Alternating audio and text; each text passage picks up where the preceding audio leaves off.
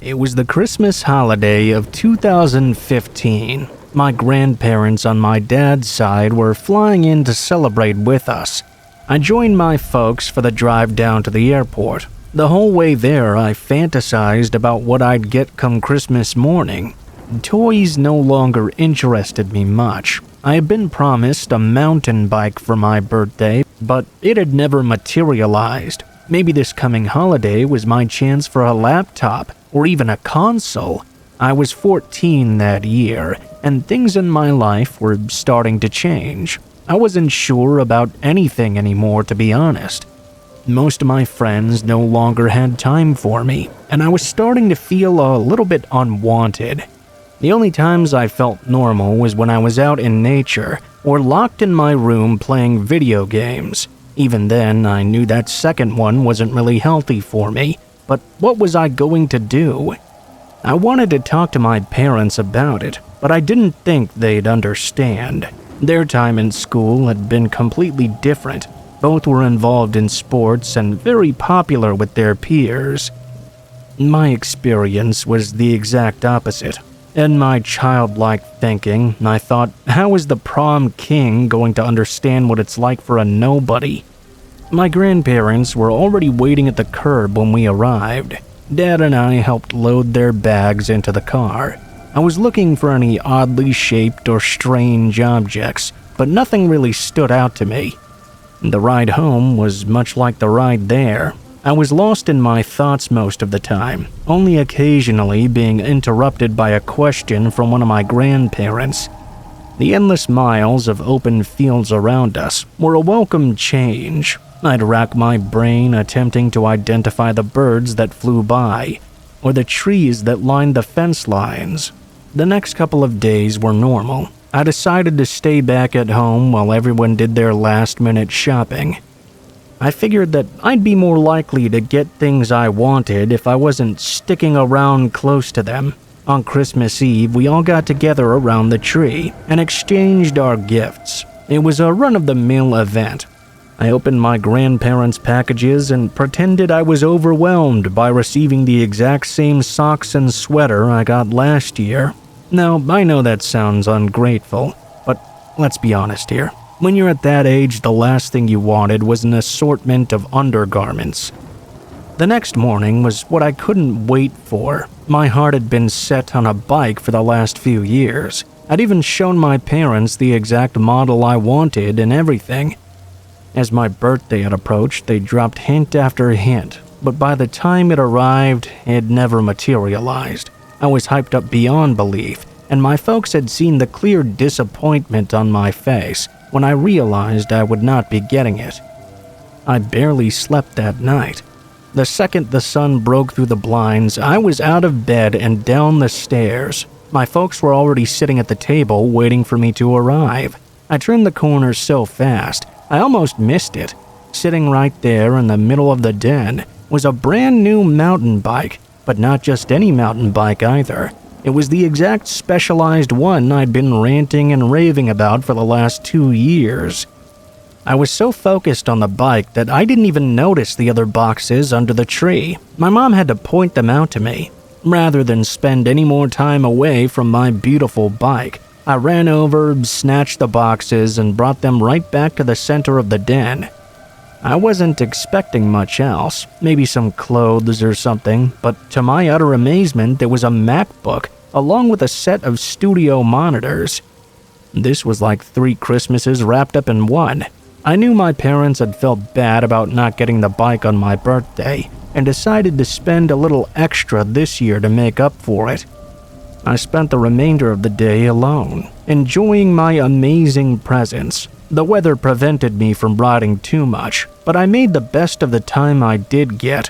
When it got too dark to ride, I set up my laptop, got online, and mocked those less fortunate than me. I slept in late the next day. It was just beginning to be afternoon when I came down for breakfast. I grabbed something small and helped my dad carry all the boxes to the curb. It looked like a Best Buy out there. Not only did I get the MacBook and monitors, but my mom had also bought my dad a 65-inch TV for the den. It was a great Christmas for everyone. At least until the robbery happened. We didn't know it at the time, but those boxes were like the bat signal for criminals. It was a painful learning experience, but one we'd never forget again.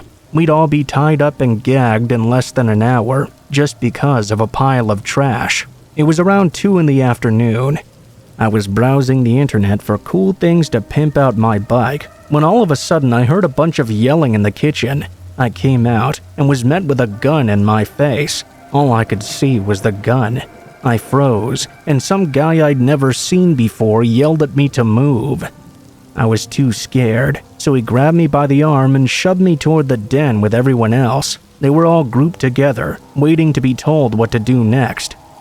My dad promised the prisoners that we'd do what we were told, and they were free to take whatever they wanted. We wouldn't resist. I guess they weren't going to take the risk, though. One guy held us at gunpoint, while 2 others bound our hands and blindfolded us with duct tape. That was when a voice told me to lie on my stomach. He didn't give me a chance to do it myself. I was pushed hard and fell forward. It knocked the wind out of me for a minute. Then they duct taped my mouth. It made it hard to gain my breath again. A few seconds later, I heard the same voice say to go. The noise of multiple footsteps shook the floor. I was too terrified to say anything. I just laid there and prayed it would go fast. The sound of the garage door opening got my attention. That was followed by the noise of what I guessed was some large truck. The knocking of the diesel engine was very distinctive. The next few minutes were just sounds of feet rushing through the house and out the garage. None of the men spoke, as far as I could tell. Probably no more than 10 minutes passed by when I heard the garage door close, then complete silence. A minute went by and my dad asked if everyone was okay. I waited for a voice to tell him to shut up, but it never did. I was confident enough to begin struggling with the tape around my wrist. I twisted and pulled as hard as I could until the tape snapped. Dad was already free and undoing my grandfather's hands. I got the tape off my eyes while Dad finished getting everyone loose. I rushed over to my room. Everything had been taken. It felt like a knife in my gut. When I returned to the den, Dad was on the phone with 911. I was still in shock, but I remember Mom being especially upset. All I could do was sit on the couch and bury my face in my hands until the cops arrived. I kept my mouth shut and let the adults deal with anything. I was in no mood to talk anyway. I tossed and turned most of the night. I stayed in my room for the next few days, trying to get my mind off the robbery. I still had an old laptop because I'd packed it away under my bed. I guess the thieves had only taken everything they could see. The few times I did come out of the room, I noticed a shell-shocked look on everybody's face. I probably looked the same too. When it came time to take my grandparents to the airport, I just chose to stay home. My parents lost a lot of things, including both their engagement rings. As the weeks went by, the more important things were replaced, and we tried to move on with our lives. Updates about the case were few and far between. This group was obviously professional, without any names or visual identifications. They all wore masks and gloves. The chances of them getting caught were low. We did learn that they committed similar home invasions a few days later across town. It wasn't the objects we lost that made things so terrible, though. Despite losing a lot of expensive and sentimental objects, it was the feeling of violation that was the worst part, at least for me. Everyone in the house became a lot more security-focused after that. New, stronger locks and cameras were installed. I even put a lock on my bedroom and closet door, and took to locking all my valuables in my closet anytime I left the house. Most importantly, we never left our boxes out like that ever again. Over a year later, we were shocked to hear that a group with the exact same style of operation had been arrested during another home invasion. All but 2 of the men admitted to taking part in the robbery of our home. Of course, all our valuables had been sold long ago and were never to be recovered. The 3 who confessed took a plea deal and served years in prison. I have no clue what became of them after that.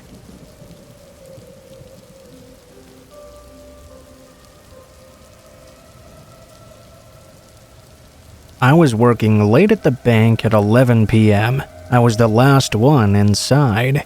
It was pitch black outdoors. The bank was essentially isolated, far away from anything nearby. Needless to say, I was very alone. I was walking around installing some new printers and making sure they were working, when all of a sudden the security monitors in my IT room turned off. I went to go check the plugs to make sure that nothing had come loose. As I leaned over to inspect the cables though, all the lights in the building died at once. I was plunged into darkness. My heart started racing from the shock. I could feel adrenaline building up in me. I reached into my pocket and grabbed out my phone to use as a light. Before I could get it out though, the backup lights had already turned on.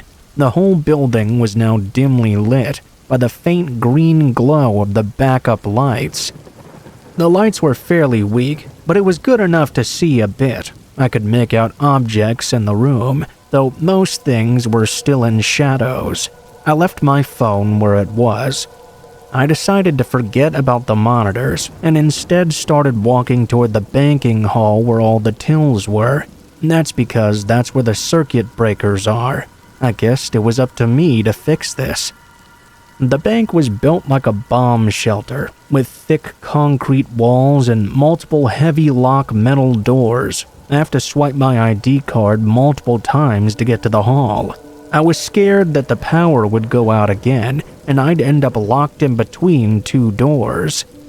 I was quietly thinking about what I could do if such a thing happened. I was still a bit jumpy from the shock earlier. I looked over my shoulder and studied the shadows as I walked past them. That's when I suddenly began to hear a blood-curdling scream. It was loud, long, and primal. I could almost feel it vibrating the air with how desperate it sounded. It was coming from the banking hall. I froze in place right before the final door, freaking out internally. I stared at the lock on that metal door as I listened to this scream. It seemed never-ending. It felt like the scream had been going on for 3 minutes or more without the person taking a breath at all. But I couldn't be sure. Adrenaline messes with your sense of time. I tried my best to control my breathing and checked behind me down the concrete corridor I came from. I decided I needed to press onward. I turned to the door to swipe my card and open it. I threw it open and burst through, ready for anything. I scanned half the room as I opened the door. Before I was blinded by a strong light, the scream had abruptly stopped earlier. I let my eyes adjust to see that the light was actually the main lights of the building reactivating. I was staring into this completely normal room in silence. It was terrifying. My heart was pounding in my chest.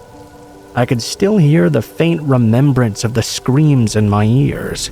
The computers were all turned off and quiet. The bulletproof glass was all intact. The door at the front appeared to be locked and the screamer was gone. Whoever had been screaming was unaccounted for. I was quite freaked out at this point. I simply left out back the way I came in a panic and called it a night from then on.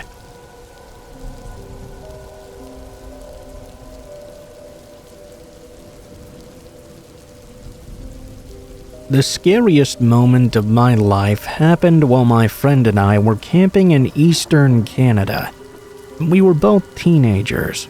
We decided to sleep in this abandoned camper we found deep in a large forest that was near our town.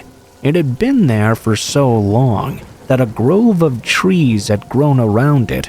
We stumbled across it while we were exploring a few months back, and thought it would be cool and brave to sleep in it for one night. One weekend, we did exactly that. We arrived after dark because we had gotten lost trying to find the damn thing. We had some really low-power flashlights with us, so it made it even more difficult. Once we finally found it, we opened the rusty door and stepped inside. The sounds inside the camper were shrill and echoed. There were typical camper things strewn about. Empty cups, empty cans, old novels that were falling apart.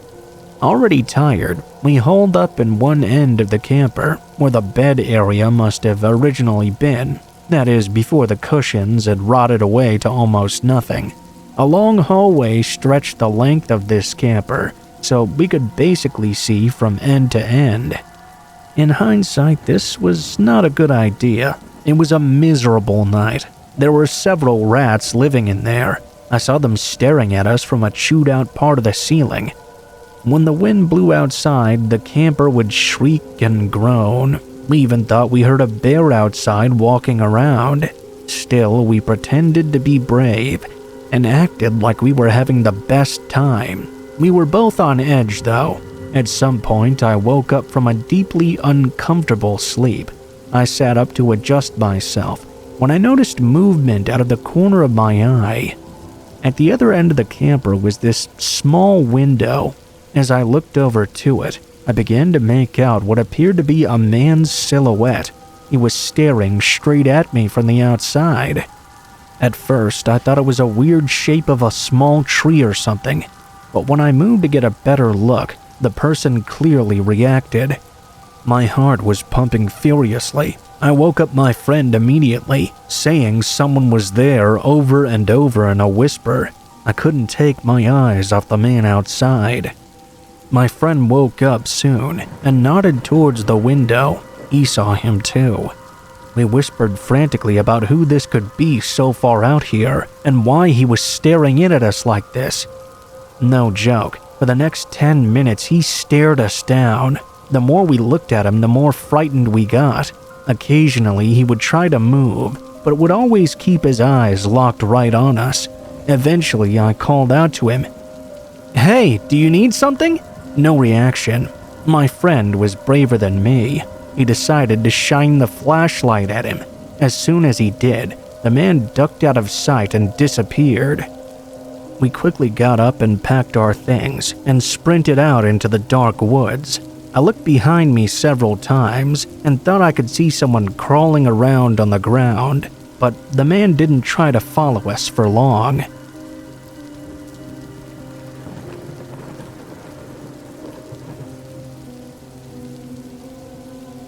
I remember I was in Bermuda in the off-season with my mom, dad, and little brother. I must have been about 5 years old or so. It was before my other brother and sister were born. I remember the hotel was empty that day. The beach was empty as well. In fact, most of the place was quite empty. I don't recall ever seeing anyone else. I was on the beach with my parents and my little brother when I ran off to explore a bit. After a while of exploring, I looked up and saw what appeared to be my mom further ahead on the beach. She indicated to me to come over to her. There was a thicketed area of scrubby bushes and trees along that part of the beach. She went over to it and disappeared. There was this big cement square with pipes or vents or something coming out of it. I walked over to it and saw her standing there. As I approached, I started to get the feeling that something was wrong here. She motioned for me to continue coming towards her. I didn't want to be defiant to my mother, so I pretended I was really interested in these pipe-like things. "Wow, I wonder what these are for," or something like that. As soon as I said that, she walked out of view and into one of them. My dad came up from behind me on the beach and yelled out, "Hey, what are you doing? Don't wander off like that." He grabbed my hand and led me back to the area where my mother was sitting down in a chair. I still don't know who that was or why that woman looked so much like my mom, but clearly she was trying to do something bad.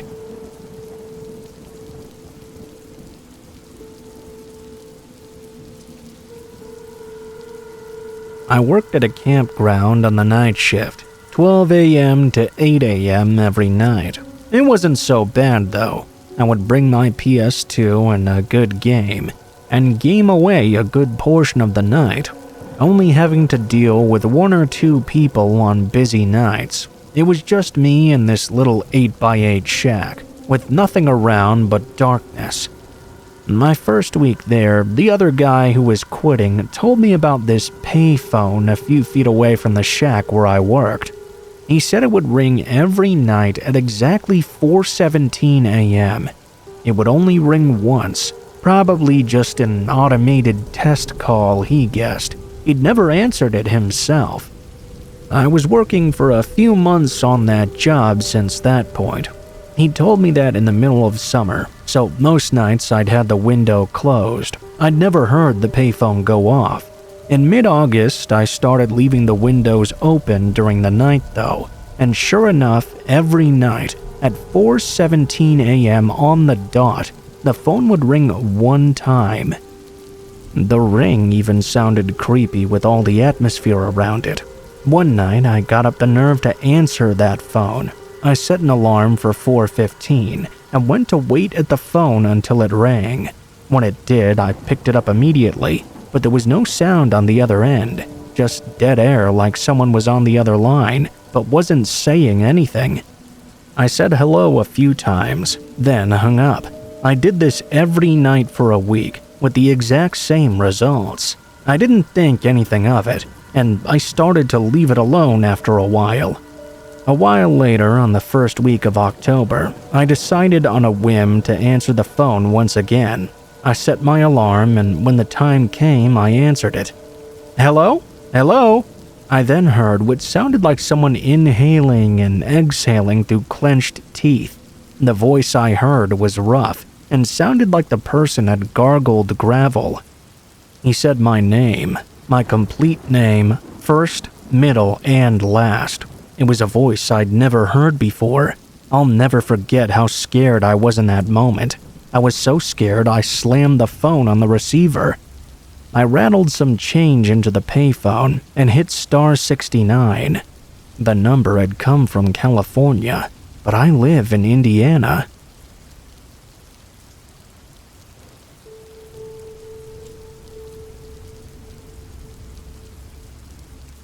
I remember this happening to me back when I was a preteen. I think I was 12 at the time. That was before we called people that age tweens. I've noticed lately that a lot of people seem to think that 11 and 12-year-olds are just the face of innocence, but nothing could be further from the truth, especially when I was that old. I knew that the boys were just as bad, if not much worse, than the men that were older than them. I really wasn't like all the other boys at that early of an age, although I do have to admit that I got that way later on. When I was 12 years old, I wasn't really interested in a lot of the things other boys would be interested in though. More often than not, I really just wanted to be left to my own devices. Now, being left alone was not the best available option when I went to summer camp though. I had taken no interest in going there, but my parents had insisted I do so. I had gone several times as a younger boy. I liked it much more when I was younger, but I felt I had since outgrown it, and I had no real interest in going back. Hey, I guess my parents thought they might need the extra time to themselves during the summer break, so I had to go even though I didn't want to. In my mind, it was a pain in the ass, really. Summer was supposed to be my time away from the stuff I had to put up with at school. Although I was a good student, I didn't like being around other kids at all. Most of the time, they really annoyed me. I wasn't bullied badly or anything like that. I just really didn't like many people. I just liked to be alone. The camp just seemed like a really lame way to spend part of my summer break. The only good thing was that the camp was far enough away from home and was attended by people from all over, so I would never run into anyone from my school while I was there. Most of the kids attending the camp were repeat attenders, so I knew plenty of them from year to year. My wanting to be alone was a pretty recent development. In the past, I was a lot more into the camping thing. All the counselors knew me, and there were plenty of other boys who were friends with me too, and hung out with me on previous years. Arriving this time, I could tell a lot of them had been looking forward to seeing me. I tried to be friendly and not be a jerk, but I just didn't feel like socializing with anyone. A little bit more than a week into the camp, I was not having the best time. I was having a hard time sleeping too. I much preferred to be at home where there was air conditioning and I could read a book. Although I was not supposed to do so, I decided to get up and go for a walk. Fortunately, the counselor who slept in my cabin slept like a log, so I was able to get up and leave without him knowing any different. When I came back, I knew he would still be snoring his head off much like he was right then. God, it was so hot. I knew I wouldn't be getting sleep no matter how tired I was. I decided I was going to walk around endlessly until I'd exhausted my energy. I didn't pay much attention to where I was going either. I had been in these woods plenty of times before in my life, and even in the dark I had no fears of getting lost. I'm not sure how long I'd been out there when I started to hear a noise. I wasn't sure what it was, but it concerned me right away. It didn't sound human, and the last thing I needed was to encounter something non-human out there. Hell, I didn't really want to encounter something human this far out at night either. I was still young enough to believe those maniac in the woods with an axe stories they tell around the campfire. Thinking about these possible human and non-human fatal encounters really got me nervous. I didn't have any idea what that noise I kept hearing was. Something in my gut told me it was not good though. Since my imagination was beginning to get the better of me, I decided to try and head back ASAP. It's better to be unable to sleep while I'm in bed than to be walking around with who knows what coming after you. I'm not sure why I even thought this, but I stopped as I was hurrying back. I got the very distinct feeling that if I continued along this path, I would never make it back to camp. It was dark, but it wasn't too difficult to see since my eyes had been adjusting for a while. I found a tree that looked easy enough to climb and decided to go all the way up to the top. I thought I could get a better look around if I did so. It wasn't long before I'd climbed up the tree. I was very grateful. I could see something walking around really close, hiding in the darkness. I had to squint my eyes a little to try to make it out better, but when I did, I was pretty shocked by what I saw. There was a large wolf roaming around. I thought to myself that wolf must have been the noise I was hearing. I didn't know what to do. I knew very little about wild wolves. All I did know was what they told us at camp. I didn't know if wolves ate humans or if they could climb trees or what. I decided that despite the fact I was really scared, I needed to stay as quiet as I could. I knew there was not only one wolf out there. There must have been a pack doing some night hunting. The wolf came and went as I remained in the tree. However, it was never out of sight for long. It kept coming back over and over. There was no point at which I felt I could climb down and safely make it back to camp. It got very difficult at times, holding myself up against the tree, but I knew I had to do so. I was hiding up there for a very long time. At no point was I ever sure whether or not the wolf even knew I was there, but he kept coming back no matter what, so he must have. After a while, I found myself getting very sleepy, but the worst thing that could happen to me was to fall asleep in this situation and fall out of that damn tree. After several more minutes passed by, I realized I'd not seen the wolf come back for a while after the last time he'd gone out of view. It seemed like it might be a good time to get down and make a break for the camp. I was still terrified the wolf would come back and eat me though. I stayed up in the tree all night, waiting to see if the wolf was skulking around and waiting to come back or not. Eventually, the sun came up, and the wolf was nowhere to be seen. It wasn't until then, when I was able to see better around me, that I tried to climb down and make it back to camp. Even then, I was still terrified. My brain was tired from not getting any sleep at all, and I wasn't fully in charge of my faculties. I was jumping at every noise, thinking his pack was coming after me. I made it back to camp before everyone woke up. I was able to crawl into bed and pretend I had been there all night long. I pretended to be sick that day in order to remain in bed and get some sleep. That was the last time I ever wandered into the woods in the middle of the night.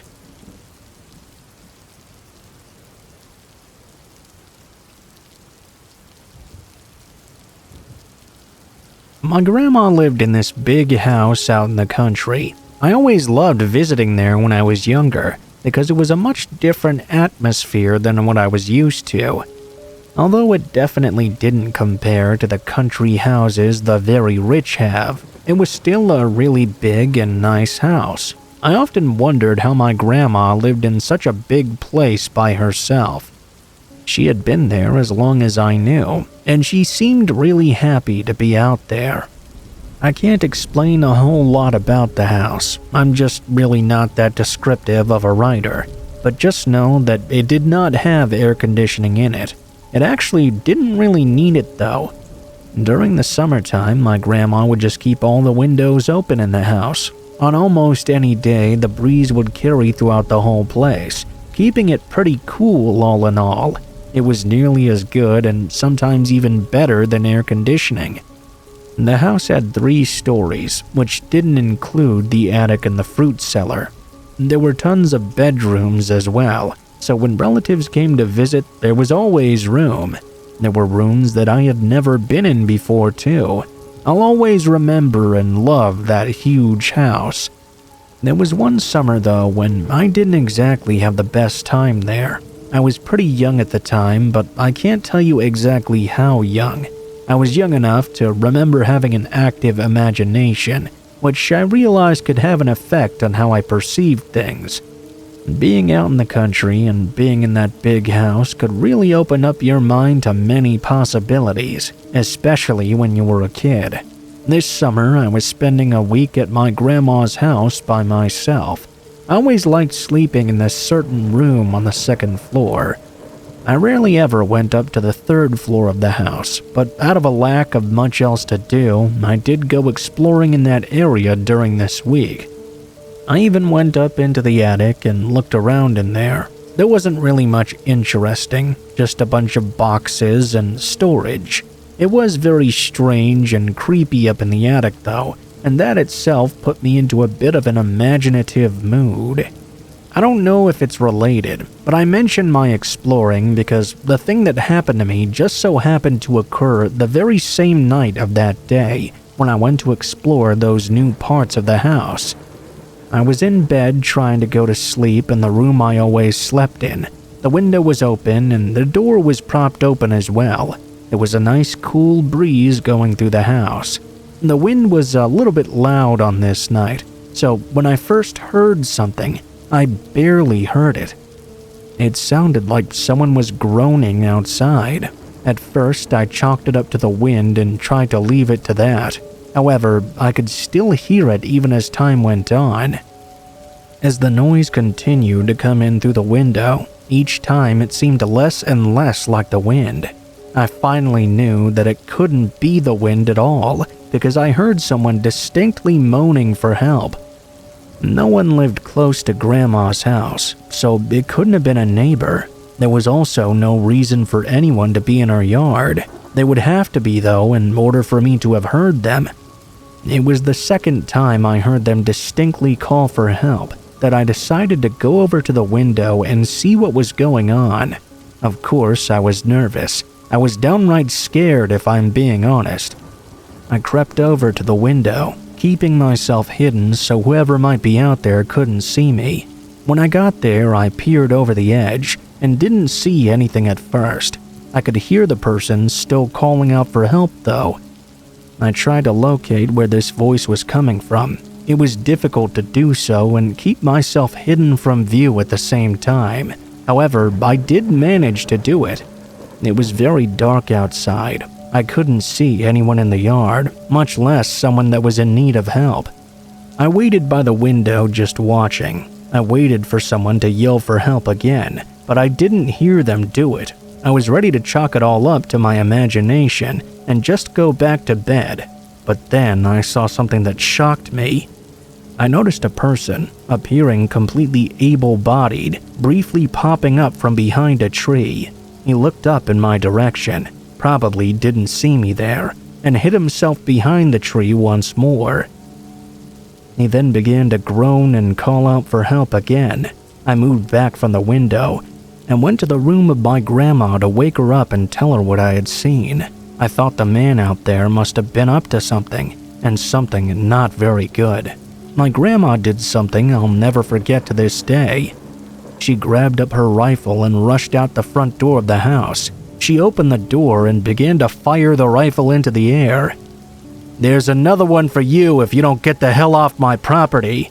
I wasn't in the room, but I bet if I had been, I would have seen that guy running away after Grandma fired that shot.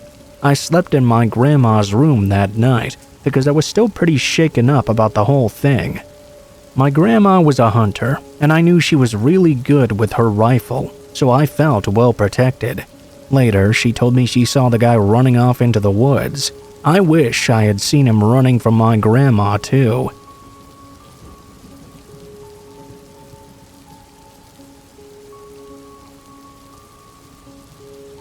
There was this guy in high school that was really funny, pretty popular, and that almost everyone got along with. He didn't bully anyone that I can recall, and it was impossible to not laugh when he was around. He was a genuinely goofy guy, the real class clown type. He would say hi to me, try to strike up a conversation, and even compliment me every now and then. Being an awkward teenage girl in an extremely cringe-worthy emo phase, I was quite flattered. I wasn't used to getting attention like that, so it was nice to have this guy around the school that would just randomly say, "Hey, you look real nice today." I wasn't interested in him romantically or anything. He was more of a funny acquaintance that made me smile every once in a while. He added me on Facebook eventually, like he did with almost all the kids in his grade, and the grade below his. After a while, he asked me if I wanted to hang out with him after school. I contemplated it, but there was a faint voice in the back of my head saying it was not a good idea. No red alarms were going off, but something in my gut was telling me to be wary of this guy. I never took him up on his offer, even if other people would be around. He would also ask my best friend to hang out after school too, but she never accepted either. We would often talk about how weird it was that he would ask us separately to hang out with him after school, especially since we weren't the type of girls he was known to like. We both agreed it was kind of weird and we would really rather not do that. Time passed, life went on, and I completely forgot about that guy. Until about a week ago, when one of my friends shared an article about a bar in the next town over. It was under scrutiny for supposedly aiding predators who hunted there, or something to that effect. I can't remember exactly what the article said, because I was more focused on another detail mentioned. That guy I went to school with, he was caught raping many women, and that bar was his hunting ground. Word around my hometown is that those weren't his only victims, and that he'd started even earlier in life.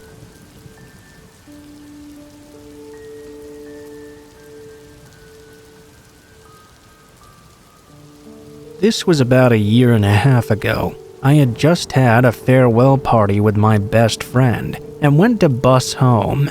It was around 1:30 in the morning. I got off the bus and walked through the Walgreens parking lot. Someone pulled in behind me and kind of sidled next to me before parking. I kept on walking. About a block away, I hear a loud pop. I look back and the guy is still in his car with the lights on. I keep going. When I'd reached a block away from my house, I had to cross the street. When I did, the car came down the street out of nowhere and screeched to an abrupt halt right next to me on the sidewalk. At this point, I was shitting my pants just about. The man tried to say something to me that I couldn't quite make out. I sternly said no and began to walk away. I had a choice here. I could walk all the way around the block to the front of the house, or cut through the alleyway and reach my home much faster. I briskly ran into the alleyway, hoping he'd leave me alone. He pulled in behind me, and I heard the car door open.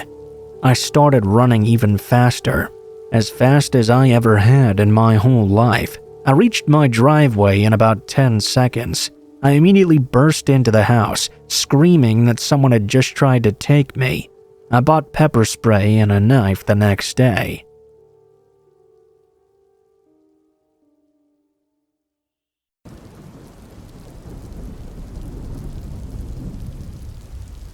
I'm telling this story on behalf of my departed grandmother. Truth is oftentimes stranger than fiction. This story has been passed down through our family for years, and it served as a reminder that you can never be too careful. I don't know the exact year this happened, but this took place during the 1950s, when my grandmother was in her 20s or so. She was living in a very rural area of Kansas at the time. She had already given birth to my mother. However, she claimed to be stepping out on my grandfather with another woman. I have no idea if that's actually true, but I don't see why she would lie about that. On one stormy night, my grandmother left her daughter with her mother and drove out to her girlfriend's house.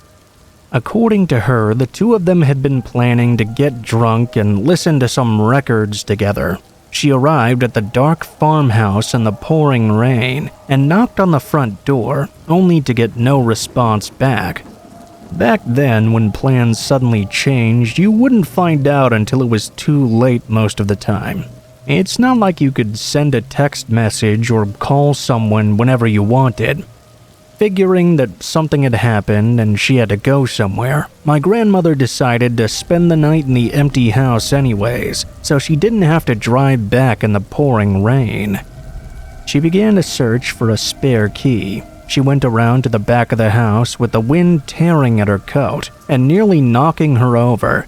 She reached the back porch and continued to search for the spare key. Apparently, it was not in any of the usual spots. She sat down on the somewhat sheltered back porch behind a pile of firewood. My grandma says that her being too stubborn to just go back home was likely what saved her life that night. She lit up a cigarette and sat there smoking for an uncertain amount of time. She didn't want to break into her girlfriend's house, but she also didn't want to have to go back out in the pouring rain and wind. The bad conditions had only gotten worse, with lightning crisscrossing all across the sky. The wind was so rough that it was even making the wooden fence lean at a sharp angle. That was when she saw a light coming from inside the house. It wasn't the light of a lamp or anything, though. It was a beam of light that flashed quickly. Figuring that her friend had returned home, she stood and pressed her face against the window. She didn't knock or call out because she figured the noise from the storm would just drown her out anyway. She just waited to be spotted by the window. The flashlight disappeared into another room, and after a moment, she caught the sight of a man she didn't know, moving around way too slowly to be someone who knew the layout of the house. She only caught a quick glimpse of him in the darkness, but she knew enough to know that was not a member of her girlfriend's family. She thought it could have been a neighbor she didn't know, but his suspicious behavior was making her uneasy. She ducked down and decided to wait for a while, despite the raging storm. After a long time of hiding crouched beneath the window, she would occasionally see the flashlight beam dance across the back porch from one of the inside windows. She figured if it was someone who was supposed to be there, they would have either turned on a light or at the very least stopped wandering around so sneakily as if looking for something by now. Pretty soon, the back porch door opened, and the stranger stepped outside. He shined the light across the length of the porch, including the wood pile which fortunately prevented her from being seen. She stayed hidden, and after another brief sweep with his light, the person went back inside.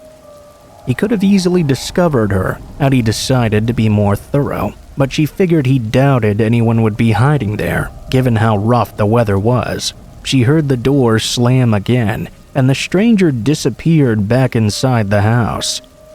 She peeked in through the window and watched as the man went upstairs. She waited in apprehension until he came back to the ground floor, still carefully shining his flashlight around. He eventually wandered over to the front door. Then she heard it slam shut. Afraid that he may walk around the perimeter and discover her, she emerged from her hiding place and opened the back door, which was now unlocked. She carefully made her way inside and locked the door behind her, not turning on any lights. She then ran to the front door and locked it as well. She looked out into the front yard, but didn't spot the intruder anywhere. Shivering, she locked herself in the downstairs bathroom and covered herself up with towels.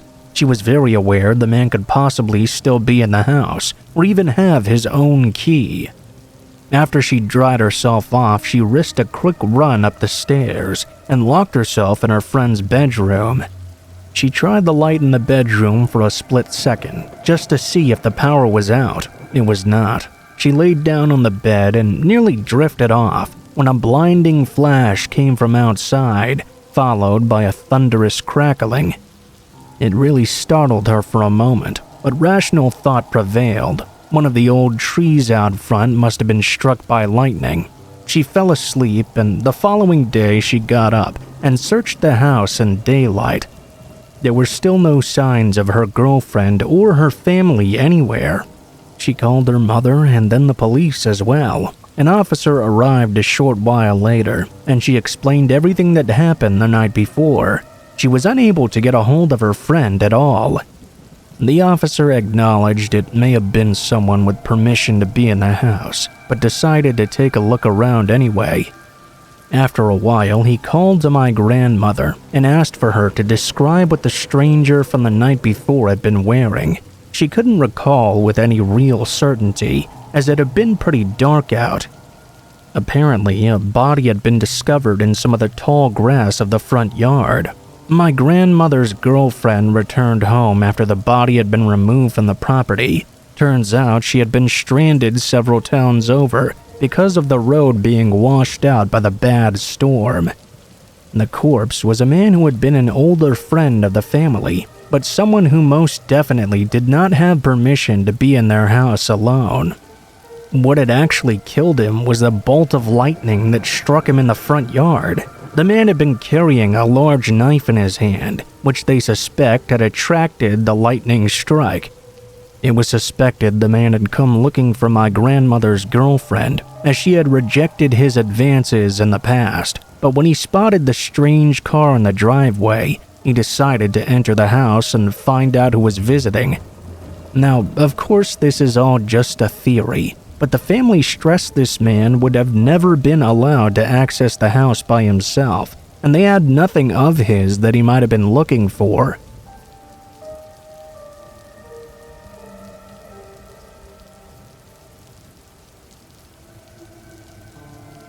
This happened in 1987, when I was about 15 years old. I used to live in this small town in northern Ohio. Back in those days, I was the neighborhood paper boy for a while. I would deliver the newspapers almost every morning before school.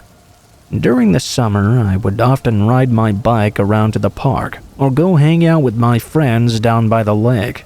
The point is, I was often seen on my bike a lot, so it was unfortunate that during one of my paper routes, a reckless driver blindsided me, which resulted in my left thigh being fractured and my bicycle being completely destroyed.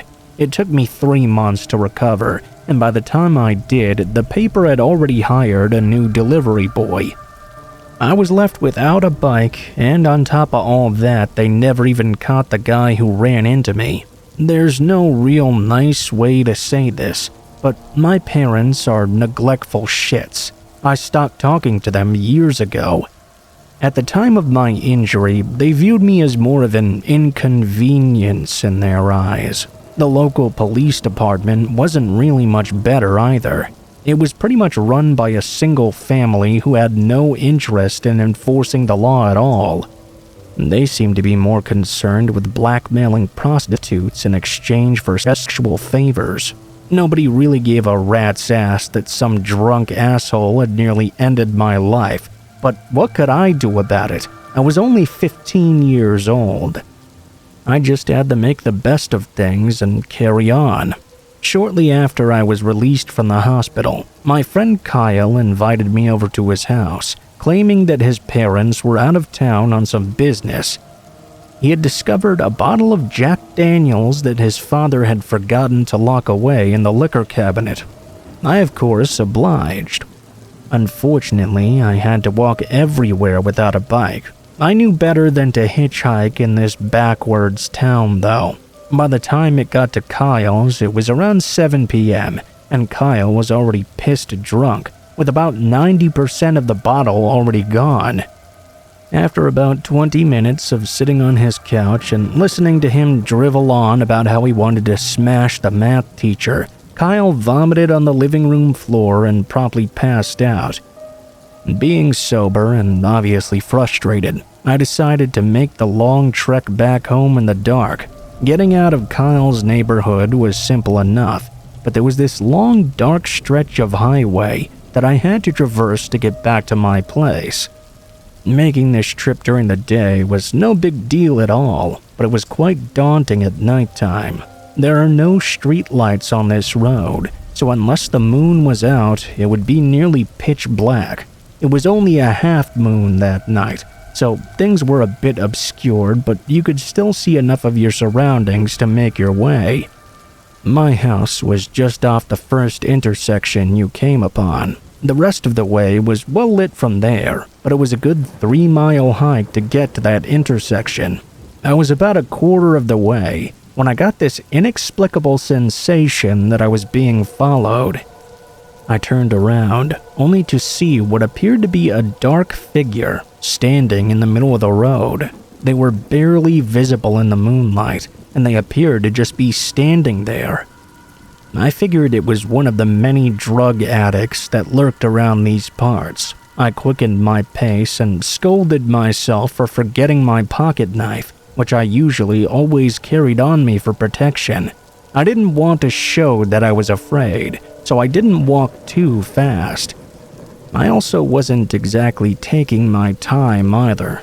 Another 5 minutes had passed by. I looked behind me again. The dark figure was now on the sidewalk and was noticeably closer to me.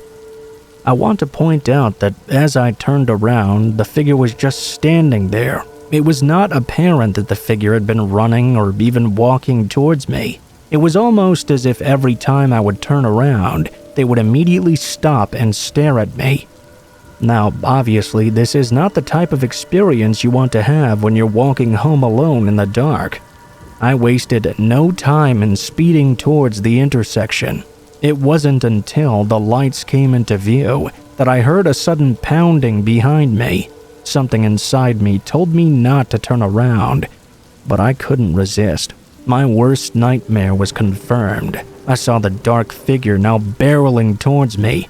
The distance between us was closing quickly, and I could tell there was something in their hands. The way they were holding this object made me conclude it must have been a knife of some sort. I ran as fast as I could, tearing past the intersection and across the road to the entrance of my neighborhood. From the entrance, you could see the intersection clearly. When I turned back for the last time, I could see a deranged-looking man standing under one of the street lights. He had a massive knife in his right hand. He was about 6 feet tall, with a balding head and a big beard that went down to his stomach. He appeared to be severely out of shape, but someone who could easily overpower a 15-year-old. As I darted down the neighborhood street, I could hear a crazed voice shouting from behind me. "If I ever see you again, I'm gonna cut your head off!" As soon as I got to my house, I slammed the door shut behind me. I nearly passed out from exhaustion and panic. My parents were not home at the time, so I ended up blocking myself in my bedroom and eventually passed out after hours of staring out my bedroom window. I didn't call the cops, mostly because it didn't occur to me in my panicked state of mind, and by the time I could think straight again, I came to the conclusion the corrupted police force would not take my claims seriously anyway. You can pretty much apply the same reasoning as to why I didn't tell my parents. As soon as I turned 18, I left that place behind and never looked back. In some bizarre way, I now view that deranged man in the darkness as a manifestation of everything wrong with that town.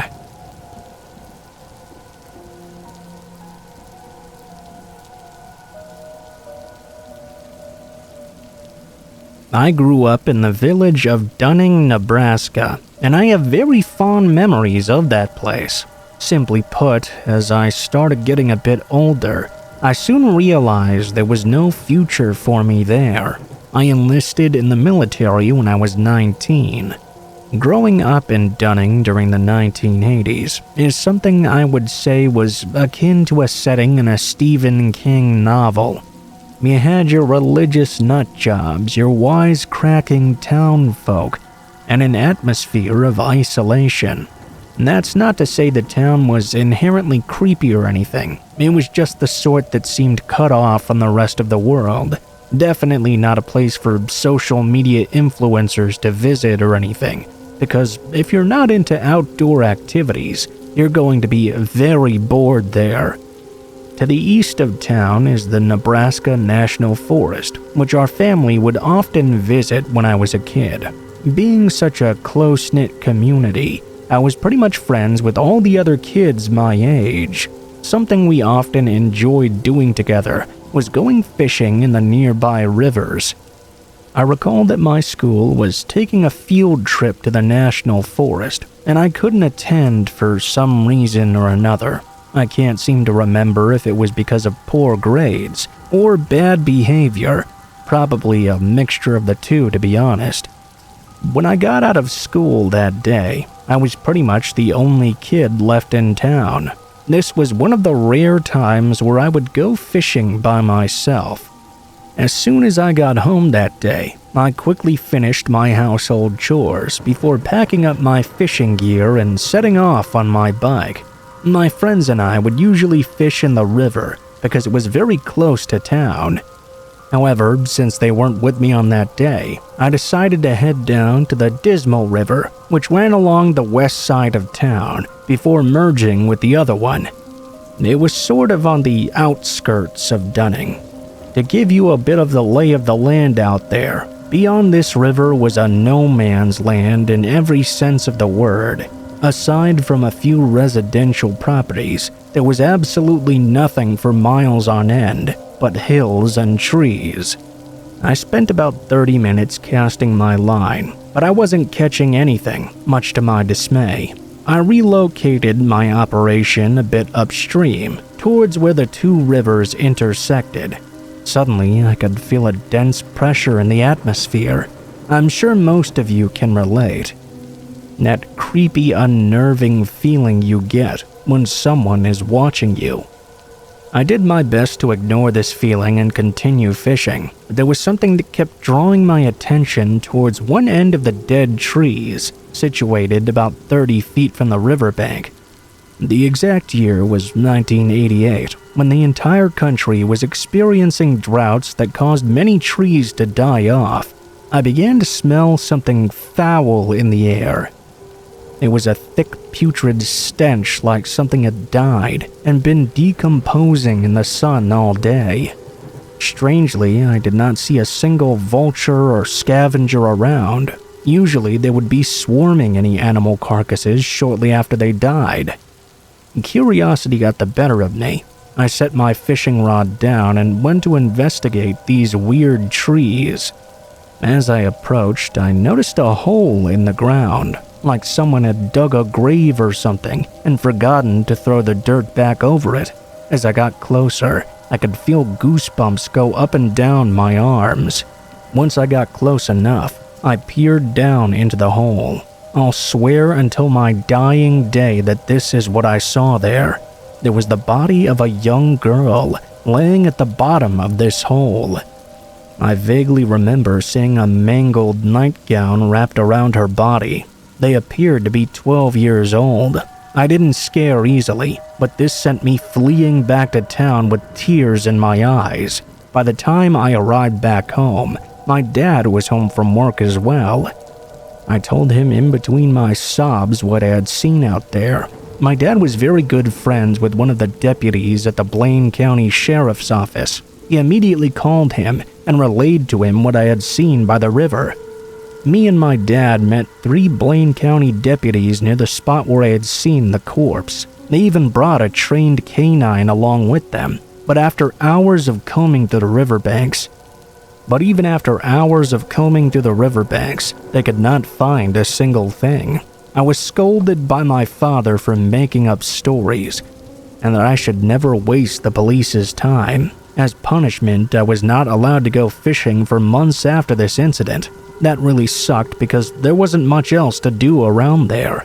Even after all these years, though, I still stand by my story. I saw the body of a young girl lying at the bottom of a hole.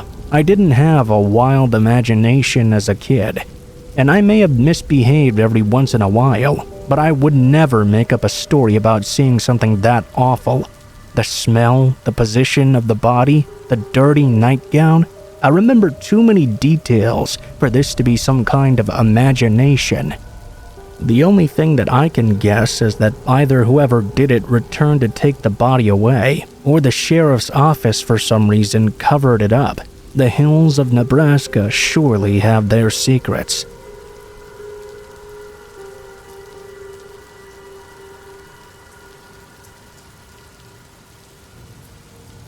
This was my darkest call for help before becoming an EMT. I was a team leader for a lifeline service in the UK. These can be linked to smoke alarms as well. A call came through at one point for a smoke alarm activation in a house roughly 5 minutes away from our call center. All I could hear initially was the beeping of the smoke alarm. It was quite distorted because it was so loud. In the background, I could hear a faint but panicked call for help, and what sounded like the service user desperately asking for water.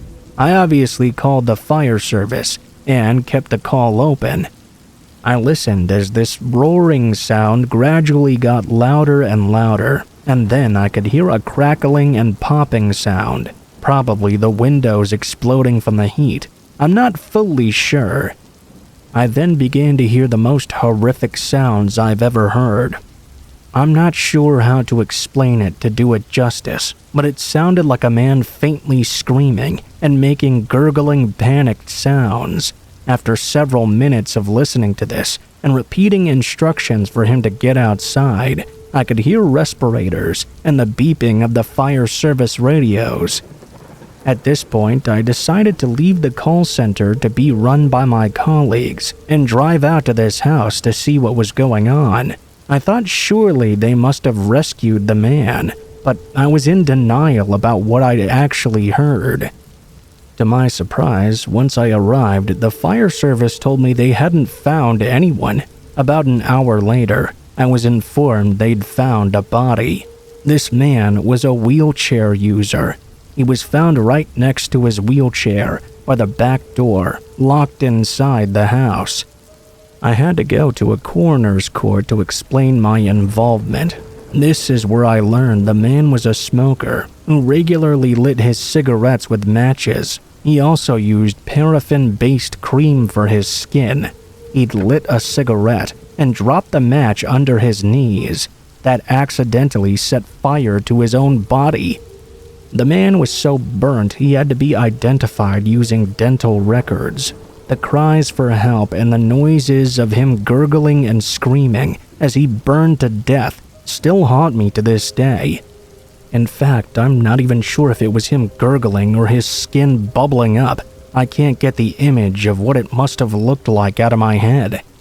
That was about 3 years ago now, but I'll never let myself forget that man. He taught me that you should never get emotionally invested in an incident. I've seen and dealt with equally nasty situations as an EMT, but thanks to this gentleman, I can let go of the emotional baggage that comes with seeing such horrific things.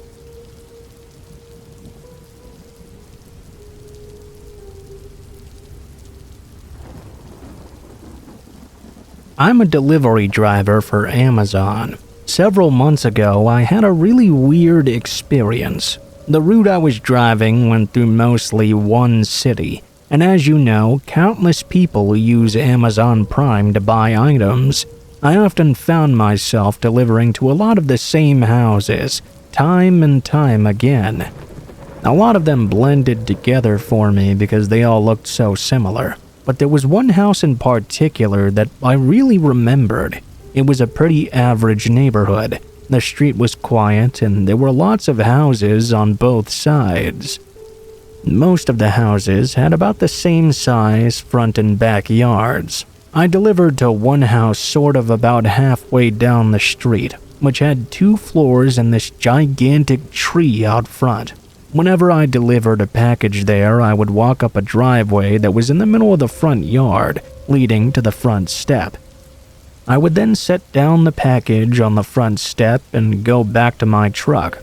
I remember one time delivering there. As I was walking up, I saw somebody in the top window. There was a man looking out, just staring at me.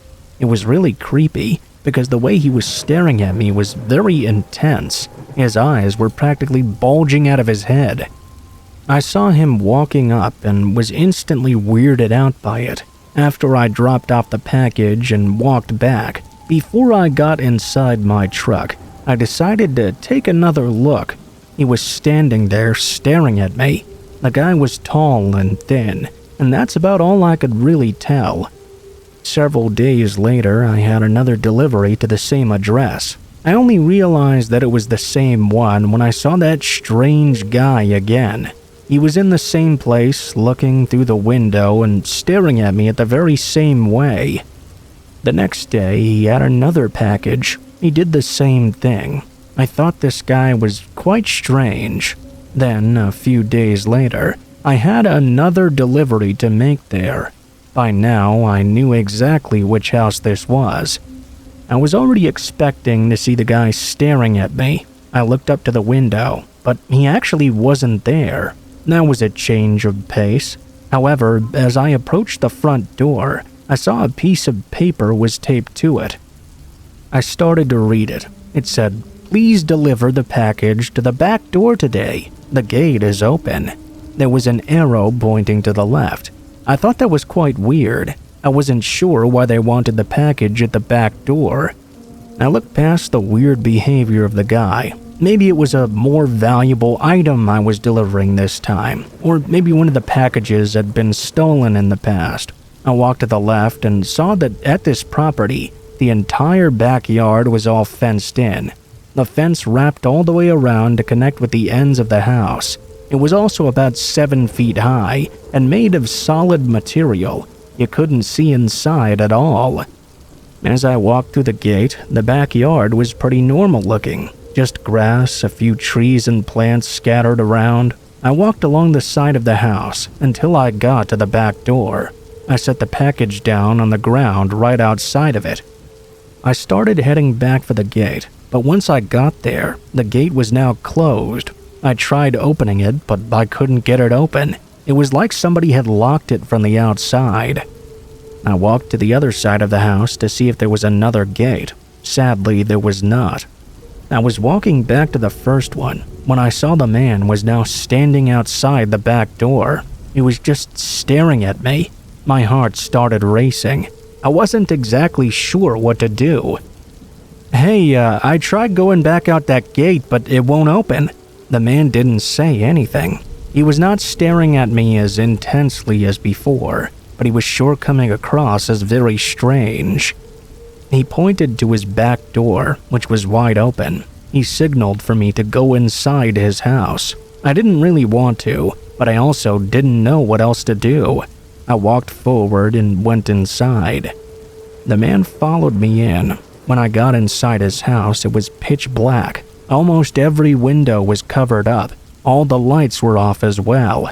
I just walked straight ahead the whole time. I was nervous something was going to happen to me, like the guy was going to whack me in the back of the head or something. I could just barely see, but I did see the front door ahead of me. When I made it there, the man was right on my ass. He didn't say or do anything. I reached for the handle of the front door, afraid it would be locked just like the gate, but to my surprise, it opened right up. I made it outside and was on his front step. I went very quickly back to my truck.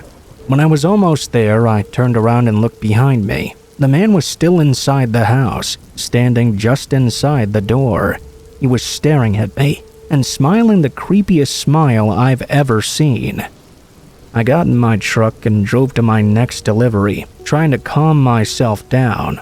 When I made it back that day, I begged my boss to change my route and told him about this weird and crazy guy. Luckily, I was able to change with a coworker. I wouldn't have to go to that guy's house anymore. Several weeks later, I asked the coworker who took that part of my route about what was going on. I asked if he noticed the guy staring or anything strange, but he told me that nothing weird had happened since he started doing it. I was glad that the guy had stopped doing that, but I also found that quite strange. It made me wonder if this behavior was targeted at me specifically. Looking back, I still don't know what the guy was doing. Why he was staring at me or blocked me in his backyard, I don't know at all. I get the creeps just thinking back to it.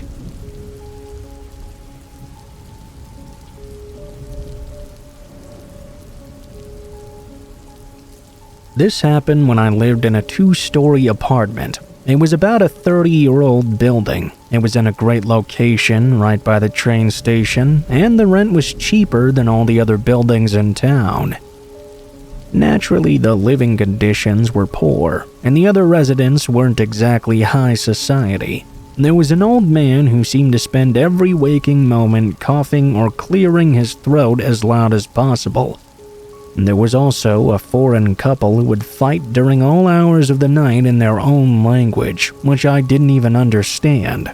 As for me, back then I was young, and I was only working part-time. I didn't have that much of an income.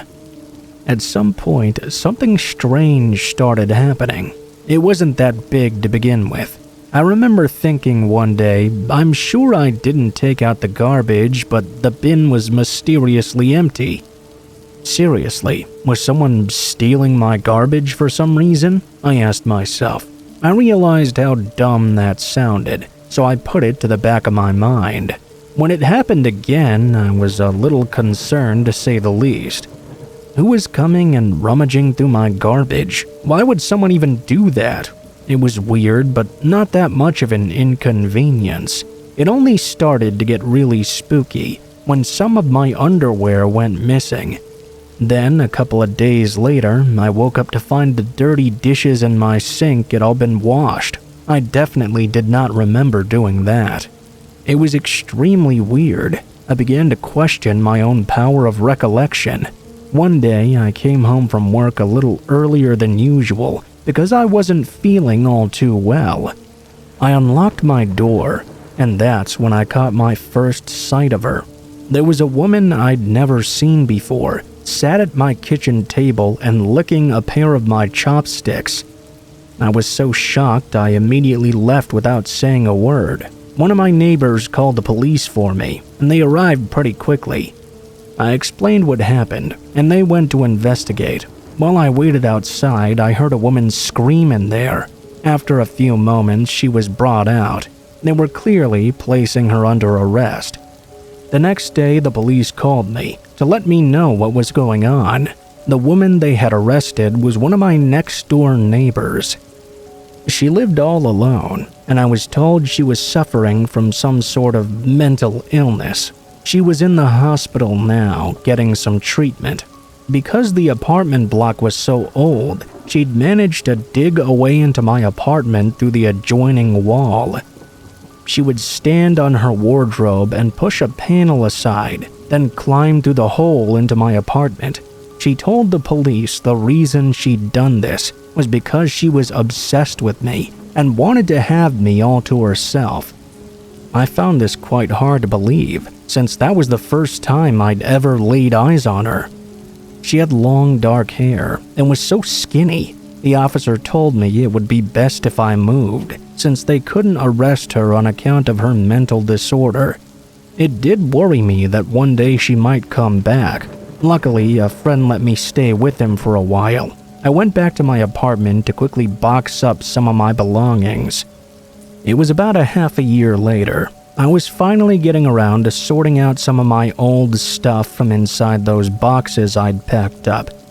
I came across my old photo album. I flipped through it for nostalgia's sake and felt a chill run up my spine. I found out that my creepy neighbor had cut all of the women out of these photos and put her own photos in their place. One was a photo of me with my arm wrapped around my sister. My creepy neighbor is still out there somewhere, but I hope we never have to meet again.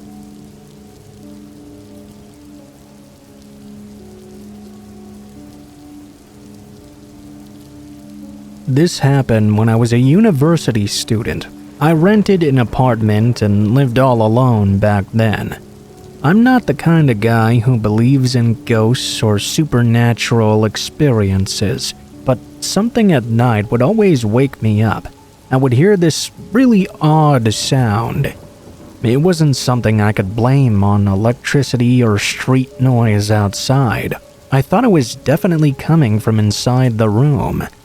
I got really freaked out every time I heard it, but I'd only ever hear it once at a time.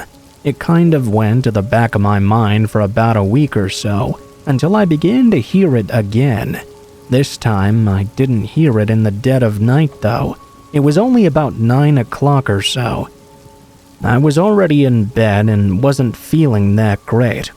That was when I began to realize that the source of this mysterious sound seemed to be coming from out on the balcony. It wasn't exactly the same sound I was familiar with, but it certainly was similar. I looked over to the balcony area, only to see a figure standing outside, just behind the curtains. Due to how odd the sound was, I initially thought this might be a ghost or something. I was too terrified to move. I then began to hear what sounded as if someone was punching on the window with all their might. I looked over against my balcony window. The shadow was hammering on my window with a knife in its hand. I feared for my life. I jumped out of bed and ran barefoot as fast as I could. I ran over and frantically banged on the owner of the building's door. I explained to him what happened, and he called the police for me. 2 officers arrived, and the landlord and I accompanied them back to the room. The police tried to quietly open the door, but to their surprise and mine, they found that it was locked. They asked me if I had locked it before I'd left, and of course I didn't. I didn't even bring shoes with me. That's how scared I was. One of the officers seemed to take issue with this and fixed me a glare. "Did you really see something there? Because someone must have locked this door." "Of course I did," I replied. I was still in panic mode, and the cop was not exactly helping me to calm down. It really annoyed me that he didn't seem to believe me. The landlord came back from his room with the master key in hand. We watched with bated breath as he unlocked the door. As the door swung open, immediately a crazed-looking woman sprinted out of my room brandishing a kitchen knife. I recognized her. It was my neighbor. "Don't come in here. I'm gonna kill you." She began to utter phrases and random words which made no sense. When the police tried to approach and calm her down, she rushed back over to the balcony and clambered over it. She seemed to disappear almost instantly.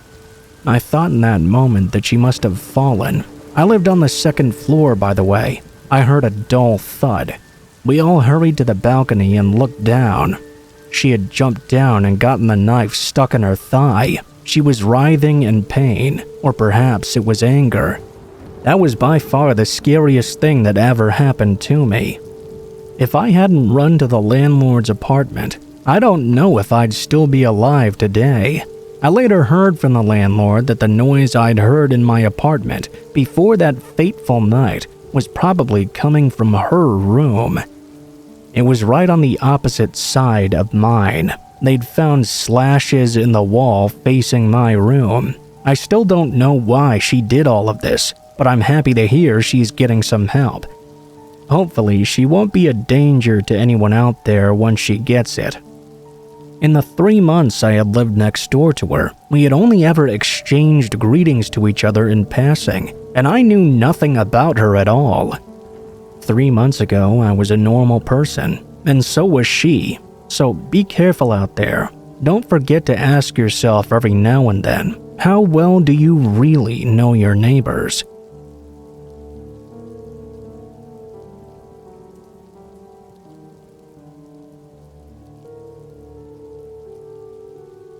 It was the beginning of winter when I had to make a big change of location for work. There was no way around it really due to my position, unless I decided to quit. Obviously, I didn't really want to do that. Unfortunately though, they were making me move several states over to a place I'd never been to before. It was a small town a decent way outside of the city that just so happened to have a large warehouse that I'd be working at. With no real way to get there beforehand and scope it out, I had to just rent a place without ever seeing it in person. The options were minimal given the size of the town, so I wasn't very confident in my choice. I tried my best to keep my hopes up anyway. When the day came, I left my hometown and drove 2 days to the new place. When I first made it to the town and drove through the roads, I felt very out of place. I was always a city person, and this was the most small-town-looking town I'd ever been to. There were very few neighborhoods with newer houses, as most of them were very old, 1900s-looking homes. The neighborhood my place was in seemed to be a mix of these houses, which looked a bit strange. At least my house was one of the somewhat newer ones, though.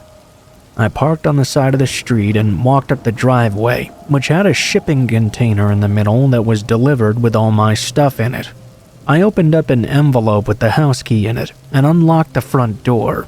Stepping inside the first time and seeing an empty house is never the best way to judge if it'll be good or not, but this place looked a lot worse than it did in the pictures. There were cracks running along the walls, water stains all over the ceiling, things that must have been photoshopped out of the pictures. The rooms were not very spacious either. Honestly, after seeing all the other houses, this one was probably one of the best in town still. Once I was done looking through the rooms, I went back to my car and got out the air mattress and a couple of backpacks full of things. It was already really late, and I didn't want to do any big moving until the morning. I decided to set up the air mattress in the living room. I don't know, sleeping in an empty bedroom in an empty house made me feel uncomfortable. I decided to simply stick it out in the living room until I'd moved my stuff in. I turned off all the lights and laid down. I was really tired. I was still having a lot of trouble getting comfortable though. About 33 minutes went by of me just laying there and trying to fall asleep. That was when a sudden knock at the front door startled me awake. I looked over at the door and then tapped my phone to check the time. It was 1 a.m. Nobody should be at my door this late. I got up and quietly went over, looking through the peephole. There were 2 men, standing on the porch and looking at the door. It was quite dark, and I couldn't make out any defining features. I stayed there and watched them not saying anything. I waited for them to leave. They knocked again, showing no signs of leaving anytime soon. I wondered what these guys could possibly need at this time of night. I couldn't really think of anything reasonable. Another 30 seconds passed by until one of them started to turn around and walk away, followed by the other one. After they were gone, I sat back on the mattress and tried to figure out why they'd come here. I spent at least 15 minutes just laying down and thinking. I guess I was more tired than I thought though, because I drifted off to sleep soon after. When I woke up, it must have been about a half an hour later. I was still half asleep, but I heard a long and quiet creak coming from across the house. I quickly got up and turned on the light. I didn't know if it was just the house creaking or something else entirely. I was already on edge from earlier. I walked down to the room where I'd heard the sound from. At first, nothing seemed to be off. It was just an empty room. That was until I noticed a very small gap between the window frame. It was just slightly open. My stomach dropped as I closed and locked it. I had no idea if it had been like that before or not. I didn't even remember if I'd checked the windows. My mind was racing, making me go through the whole house and check every window and door. As I went around the upstairs rooms, I noticed a single scuffed shoe print right in the middle of the hallway. Thankfully, there didn't seem to be anyone in the house anymore. But it didn't take away from the horror of it. Police came quickly after I called, confirming it was very likely someone had come in that night through the window. In fact, 1 or 2 people must have come in through the downstairs window and walked through the entire house to get upstairs. This all happened while I was sleeping in the middle of an empty room. It's a terrifying thought. You just have to wonder what they did when they saw me and what they were planning on doing. I always wonder if it had anything to do with the 2 men I'd seen just half an hour before. I still live in that same house, but I've never had any more strange encounters since that very first night.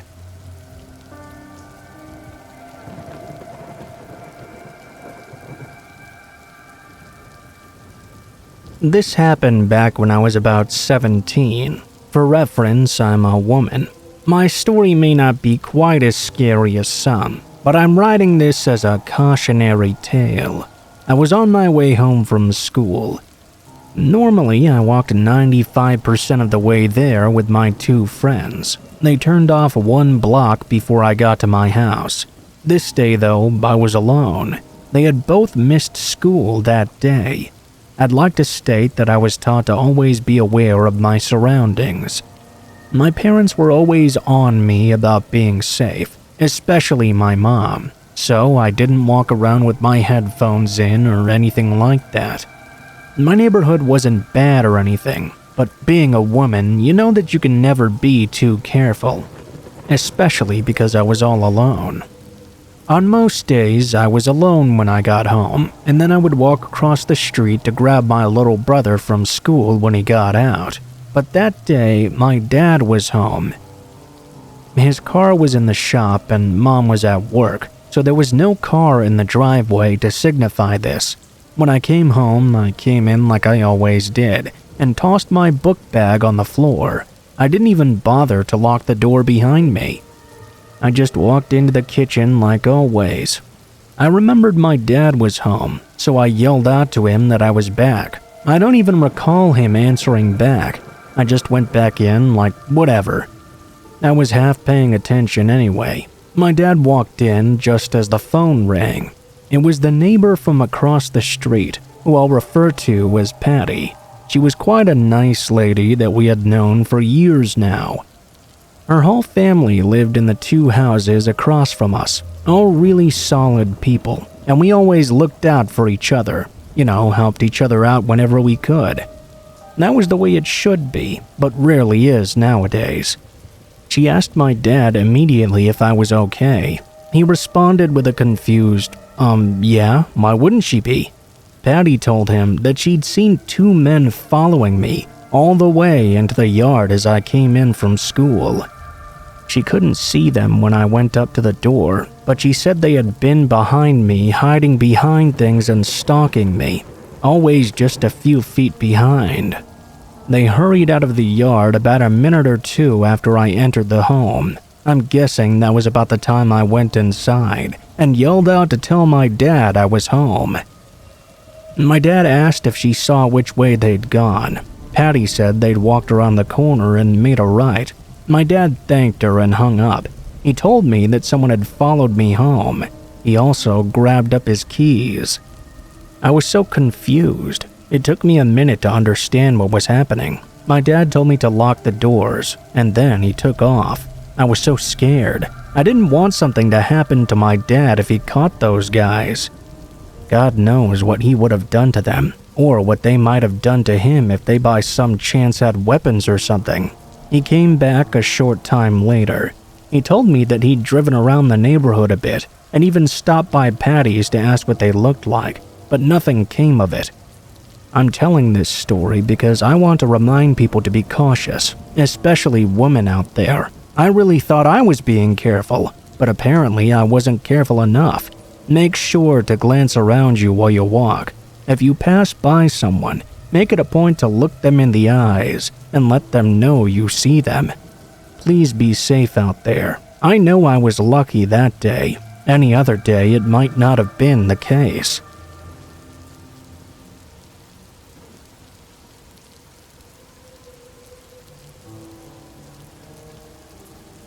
So, when I was in middle school, I'm not ashamed to admit that I was quite naive. In hindsight, I should have been honest with my parents about what was going on. When I was about 13 to 15, I had had the same bus driver for about 3 years. I was very shy and antisocial and didn't really like people much. I usually sat at the front of the bus, considering I had 0 of my friends riding the same bus due to our route differences. One particular day, my bus driver asked how my day was. He tried to strike up a conversation with me when he saw that I didn't really talk much to anybody. Every day it became a bit of a routine. I'd sit in the front and chat with the bus driver about my day. One day, my bus driver brought me a snack after telling him that I didn't like the school's lunches. I probably shouldn't have taken food from a stranger, but in my adolescent mind, I felt like he must be trustworthy. He began to ask me more personal questions, getting to know me in the way a friend would. I still tried to answer quite vaguely when I could. His gifts became more frequent, and he began saying I was his favorite. He would do this on numerous occasions. It got to the point where other kids on the bus grew jealous of all the gifts and food he would bring me. Every day for about 1.5 years, my bus driver spoiled me with food and gifts. When other children asked if they could have something as well, he'd always say no, or that it was only meant for me. That should have been the first red flag. The fact that I was the only one he was treating like this. It became apparent to me that the other kids were taking notice, and regrettably, I began bragging about how loved I was by the bus driver. All jokes aside, once I started doing that, it began becoming actually creepy. He started complimenting me, just small compliments here and there. All of a sudden, they became just as frequent as the food and gifts he brought me. It started with him complimenting me on my shoes or my glasses, then how beautifully blonde I was. It all came to a halt when he showed me a picture of his wife and told me, and I quote, "You know, the reason you're my favorite is because you remind me exactly of her." I was kind of stunned and left feeling uneasy and awkward. I happened to glance at one of the boys on the bus. This kid was 15, but he was already 5'10" and very beefy. The kid, who I'll call Nick, glared at the bus driver. He began showing me picture after picture of his wife. I have to agree that if I'd been 20 years older, I'd probably look like the spitting image of her. Nick began watching the situation more. His stop was 2 before mine, yet he only got off when I did. If I ever didn't, he wouldn't get off either. For the next few months, I caught the bus driver staring at me through the large rear-view mirror on several occasions. During one bus ride, it became unnerving just how much he was staring at me. He was always polite, but whenever Nick was around me, he seemed to get visibly upset by this. One day, we walked into the bus, and the bus driver made an announcement. "Listen up, everyone. If your listed bus stop is what's listed from the school, it's where you're getting off at." He looked directly at Nick while saying this. He forced Nick to get off at his own stop. Since 75% of the kids also got off at that exact same stop, the bus was quite empty to say the least by the time my own came. Only around 6 of us were still on the bus. His eyes would always be glued on me. Things got worse. He began trying his very best to make me the last one off. I always avoided being the last person for obvious reasons. It came to a point where he began to directly offer to drop me off in front of my house so I didn't have to walk all that distance from the bus stop. This was by no means allowed, especially because his bus was not labeled as a special case bus. At my school, there were certain buses assigned for special pickup and drop-offs, but those were for people with crutches or broken bones and stuff like that. I always declined his offers, which seemed to really upset him. It was never enough to draw attention, though. There was one occasion where he had dropped me off at the bus stop, and instead of going straight on his way, he turned down my road where my house was. I caught him staring at me through the door. That unnerved me the most, because why was he trying to figure out what my house was? I told my friends about this, but they casually brushed it off as the creepy old guy that everybody had experienced. I laughed about it with my friends, but I had told my friend to ride home with me from now on, and I'd walk her home after. She began doing this. The bus driver would only be creepy with me on days that I didn't have my best friend present as a barrier between us. I was extremely creeped out one day when it was the ending of the semester. We had fall break coming up. He had an entire box of snacks he had gotten me, but what sent a shiver up my spine was when I first got on the bus. He then told me to be the very last one off. What the fuck? Well, I went and told Nick about this since he'd been helping me. He ignored the rule of getting off at the wrong stop and stayed so I wouldn't have to be the last one off. When it came time to get off, Nick and I waited to be the last ones. Nick would only get off after me. Our bus driver was not pleased with this. He told Nick to get off before me and even tried to threaten him. Nick flat out said no. Suddenly, the bus driver got super agitated. He agreed before huffing and falling back down in his seat. When I got off, he practically threw the box of snacks at me and sped off, barely allowing Nick the time to plant both feet on the ground. I immediately threw that box away and then went home. Nick walked with me. Shortly after, my bus route changed, and he was no longer my bus driver. Nick told me he'd occasionally catch the old bus driver giving him a nasty look when driving past. Looking at it now, that entire situation could have ended very, very badly. I want to thank Nick for stepping up and protecting me when he noticed that something was off. And to the bus driver, I really hope he hasn't tried to groom any other girls since me. And if he has, I pray that God sees what he did behind his wife and daughter's backs, because it's absolutely despicable.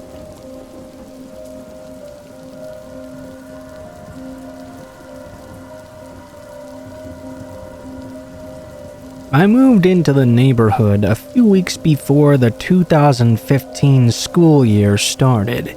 The ad I'd answered gave little more than the basic information about this house. A mid-century 3-bedroom near the high school, since I would be working at it. It sounded perfect. After a quick look around, I paid the deposit and the first month's rent. The move didn't take more than a day, I'd say. My first full day there was a sunny, cool Saturday. Just as I sat down to lunch that afternoon, I heard a knock at my door. It was a bit of a surprise. I wasn't really expecting anyone.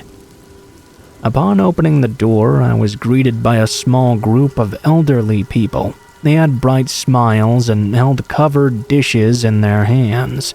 I must have seemed unwelcoming, but I was so shocked that I wasn't sure what to say. A moment passed before a very tall and thin man with a deep voice and salt and pepper hair stepped forward. He introduced himself and said his name was Gordon, and they were all there to welcome me to the neighborhood.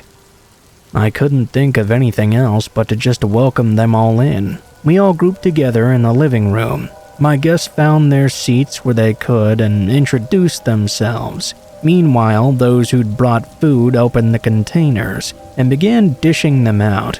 That was when I realized that this was a housewarming party. It was just like something out of the 1950s. This group of people, many of whom probably grew up at the time, were welcoming me to the neighborhood with open arms. I was witnessing an aspect of America I thought had died long ago, if it ever truly existed at all. Before I even had the opportunity to take in my surroundings, I was sitting in a room full of complete strangers with beer in hand, telling them my life story. It was an experience unlike anything I've ever had, and I loved every minute of it. That was how it all began for me, and how I met a new sort of family. From that day forward, I spent as much time as I could spare getting to know everyone. Not everyone was quite as welcoming as the rest, though. There were quite a few grumpy old guys who seemed to really dislike me for whatever reason. They mostly stayed to themselves for the most part, though, and we agreed to disagree. The overwhelming number, however, had been the kindest and most helpful people I'd ever met. Being young and unskilled as I was especially, I found myself seeking advice from my older neighbors, probably more than I'd care to admit. Not once was I treated like the clueless little boy I often viewed myself as. I discovered that most of these ladies and gentlemen, being white-collar business people and educators, knew what it took to maintain a home. In hindsight, it should have been obvious, considering they had lived in these houses a majority of their adult lives. I quickly learned how little college had done to prepare me for my future, and only now had my true education begun. During my time living here, I had grown close to many of these nearby people, but one couple in particular were like my second set of parents. I'll refer to them as the Joneses. When they discovered I was a teacher, they took me under their wing immediately. Both of them had recently retired from the university themselves. They had also met earlier in their careers as professors and would gradually fall in love. Ed and I shared an obsession for medieval history, an obsession that would often lead to late-night discussions of personal views on this or that. Pam was no slouch herself. Her work in mathematics and physics won her several awards. We eventually started meeting every Sunday for brunch to enjoy a good meal and discuss whatever subjects came to mind. It was one of those Sundays in which the following story occurred. Somewhere around 10 to 10:30 a.m. that morning, I left the house and headed for Pam and Ed's. Along the way, I ran into another neighbor named Tom. We talked about routine gardening and lawn care for 15 minutes or so, until I continued on my walk. I was maybe 50 yards away when I saw a black van rush up into their driveway. 4 men jumped out. I thought they were possibly delivering something until I saw them all pull masks over their faces and run toward the door. I wasn't sure exactly what was happening, but it seemed wise to contact the police immediately regardless. I ran back to Tom's house and let him know what I'd just seen. He called 911 right away, and we waited for the police to arrive. It wasn't very long before we watched the Joneses' house as the cops arrived and surrounded it. Officers had just rounded the corner. When we started hearing yelling, I braced for gunfire that was sure to come. Fortunately, the criminals inside surrendered without a fight, and one by one the men were led in handcuffs to police cars. None of us took the chance to relax yet, though. We had no clue if Pam and Ed were okay. Minutes passed by, but there was no sign of either one of them. When an ambulance arrived, I threw caution to the wind and ran down to the house. A few of the other neighbors were starting to show up too. An officer stepped forward and asked us to stay back. I couldn't stand the wait. I asked if anyone had been hurt, but he refused to answer. I was becoming very agitated now. The lack of information was getting to me. A moment later, Pam stepped out, followed by Ed. They were walked over to the ambulance, where a paramedic examined them for injuries. They were terrified and a little scuffed up from being locked in the basement, but they appeared to be all right. I rushed over to where they were and gave them both a big hug. More than a few tears were shed. I could tell they needed some time to themselves to deal with what just happened. The Joneses were classy but tough people. I was confident they'd bounce back. We met back up the following Sunday, and the robbery was never spoken of. Fortunately, the robbers had all taken plea deals and went to prison, where they belong in my opinion.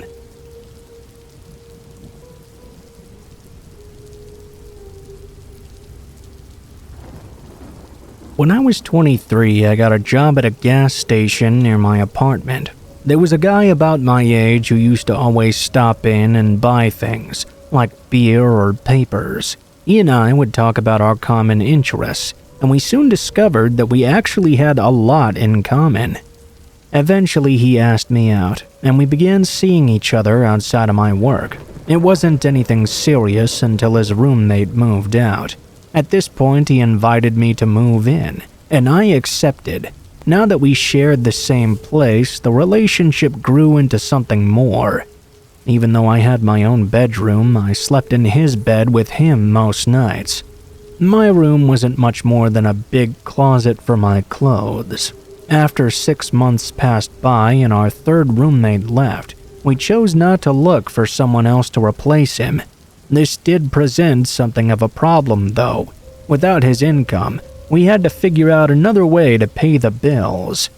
Mark, which is what we'll call my boyfriend, took a second job delivering pizzas. He was exhausted all the time and really hated the work, but he stayed anyway. One night we were drinking with some friends, and one of them offered to front us with some products. We agreed, and that was how we began dealing. I wasn't new to the world of illicit chemicals, but I'd never sold any before. We started out with weed, and things went very well. We only dealt with friends and kept a low profile. As long as our bills were getting paid and we had food in the pantry, we were feeling great. The bad times started when we got greedy. Here and there, people had asked for stronger stuff. We resisted for as long as we could. In hindsight, it was the worst decision we could have ever made. But we wanted to get a house of our own, and this sounded like the quickest way to get there. We were put in contact with another group who were willing to supply us with anything.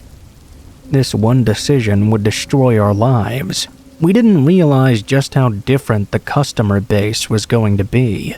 Mark and I had taken our own share of the hard stuff, but we'd always gotten it from friends. Our crowd was really chill compared to a lot of the other clientele we were now serving. I was used to laid-back people, the kind of people who'd hang around for a few hours and smoke with you. I met some interesting individuals in the early days, but these new people were a drastic contrast. The rule had always been to have customers hang out for a while to prevent drawing attention. We had to abandon this practice pretty quickly. We were now dealing with full-blown addicts who wanted nothing more than to score and get their fix. At first, I felt a bit sorry for them, but as time passed by, my attitude shifted to one of disgust. Most of these people would gladly sell their own children if given the opportunity. I know it sounds cruel, but even in that short period of time, I had seen some truly disgusting things. Had I known what was coming in the future, I would have been afraid instead. I had yet to meet the worst of what mankind had to offer, though. We'd been selling weed to a young guy named Sean. He wasn't a particularly talkative guy, but he'd always seemed cool enough. When we expanded the operation, he started coming around a lot more and asking a lot of questions. Looking back, I should have known something was up, but it didn't register to me at the time. Late one Saturday night, he called Mark and asked if he could come by and pick up an ounce for him and a friend. Mark had the flu, and I tried to get him to say no, but he assured me it would be fine. He promised he'd go back to bed right after. I reluctantly agreed. About a half hour later, Sean showed up. He grabbed his stuff and left.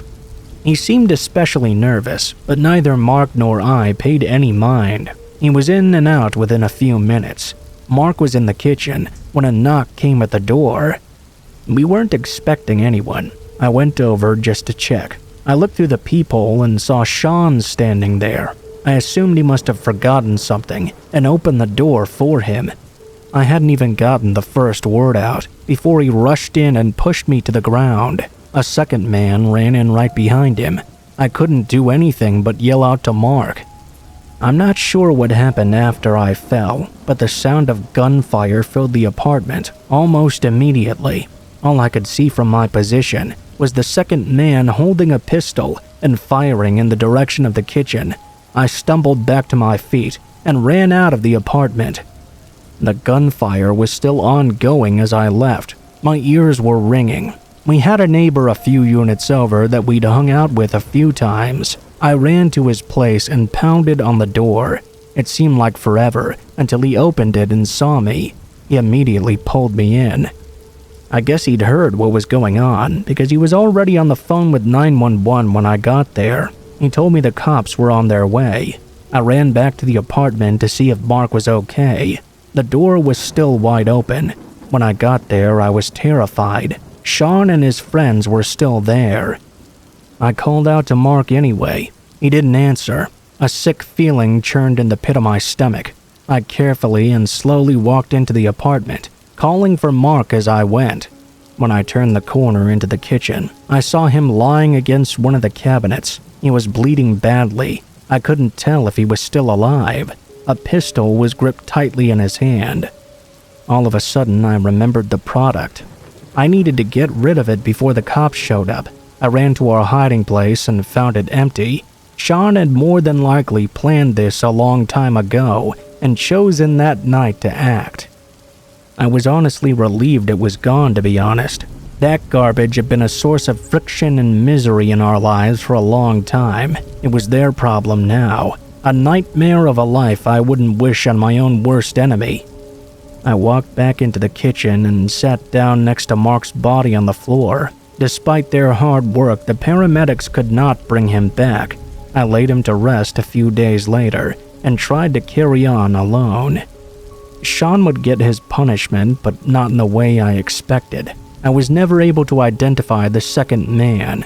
The police looked for Sean for a few months, until he popped up after being killed attempting to rob another dealer. I wish I could say it was a satisfying end, but I was sick of all the killing.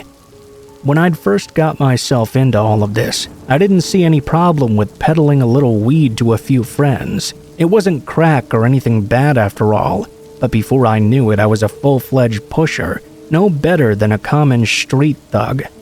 More than likely, I'd assisted in someone's death at least once. I was exploiting people and destroying lives just to make a quick buck.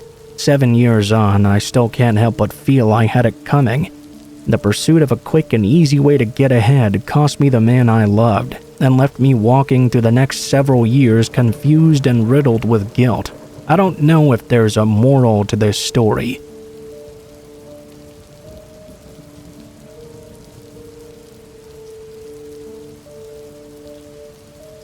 Last year, I was at home one night. I live by myself and have a house in a quiet neighborhood.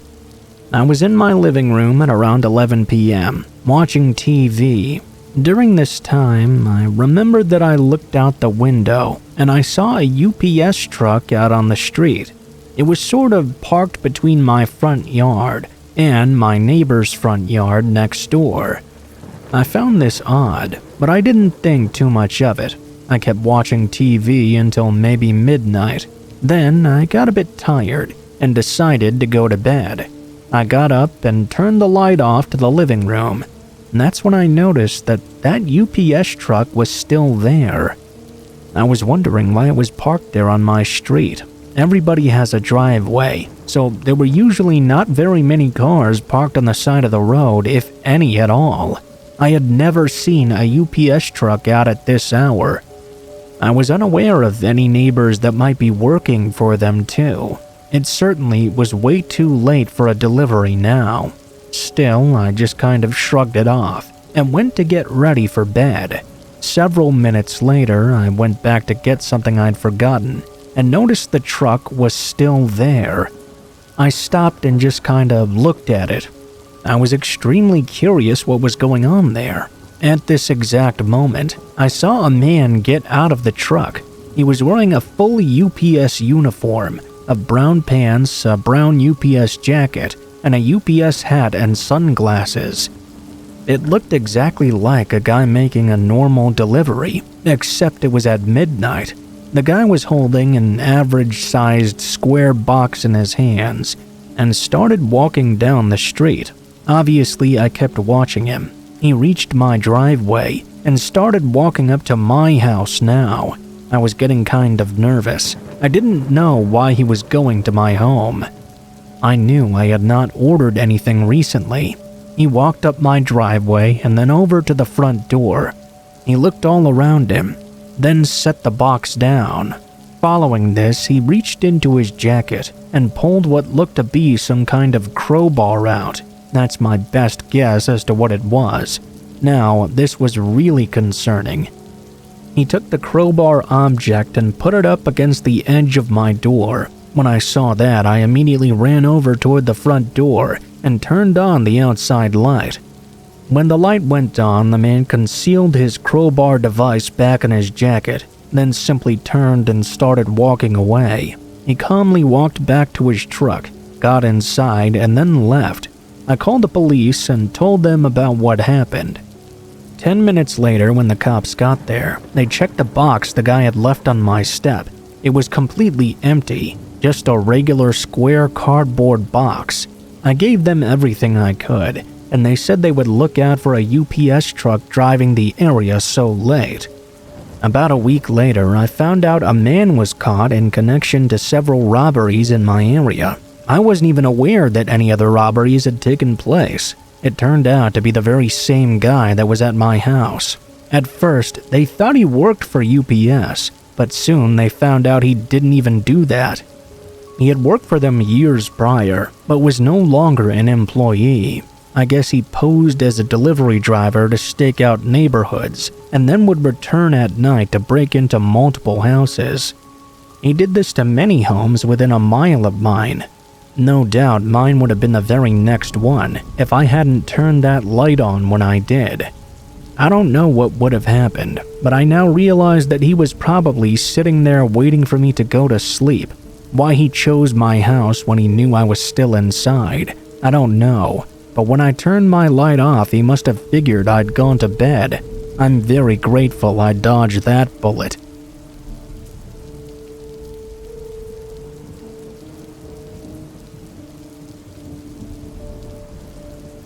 My friends and I were driving through Arizona after our New Year's stay in Vegas. We had to get home ASAP because one of my friends had to work. While we were driving through Arizona at around 2 a.m., I saw a figure in the middle of the lane, just outside of the headlights' view. I was driving and pretty tired, so I thought I was just seeing things and should relinquish the driver's seat. Then, suddenly, my friend who was in the passenger seat started screaming and pointing out the windshield. As I was driving at approximately 70 miles per hour, I could see a naked man sprinting towards our vehicle. He was waving around a gigantic log. I slammed on my brakes and swerved to miss the man. I nearly hit him. He swung the log at our vehicle and almost hit us as well. I caught a glimpse of the man's face. The only way I could describe it was a look of pure rage.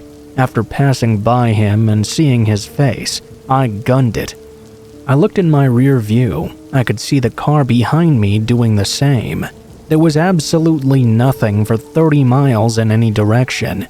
No cars in the ditch, no houses, no side roads. When we reached the next town over, we finally had cell reception. We tried to call 911. As we were doing that, an ambulance screamed past us, going the exact direction we'd come from. I still have no idea what happened to that guy who we dubbed the Log Man. We have a good laugh every now and again whenever someone brings it up. but I'll never forget the image of his furious face. I have it imprinted in my mind.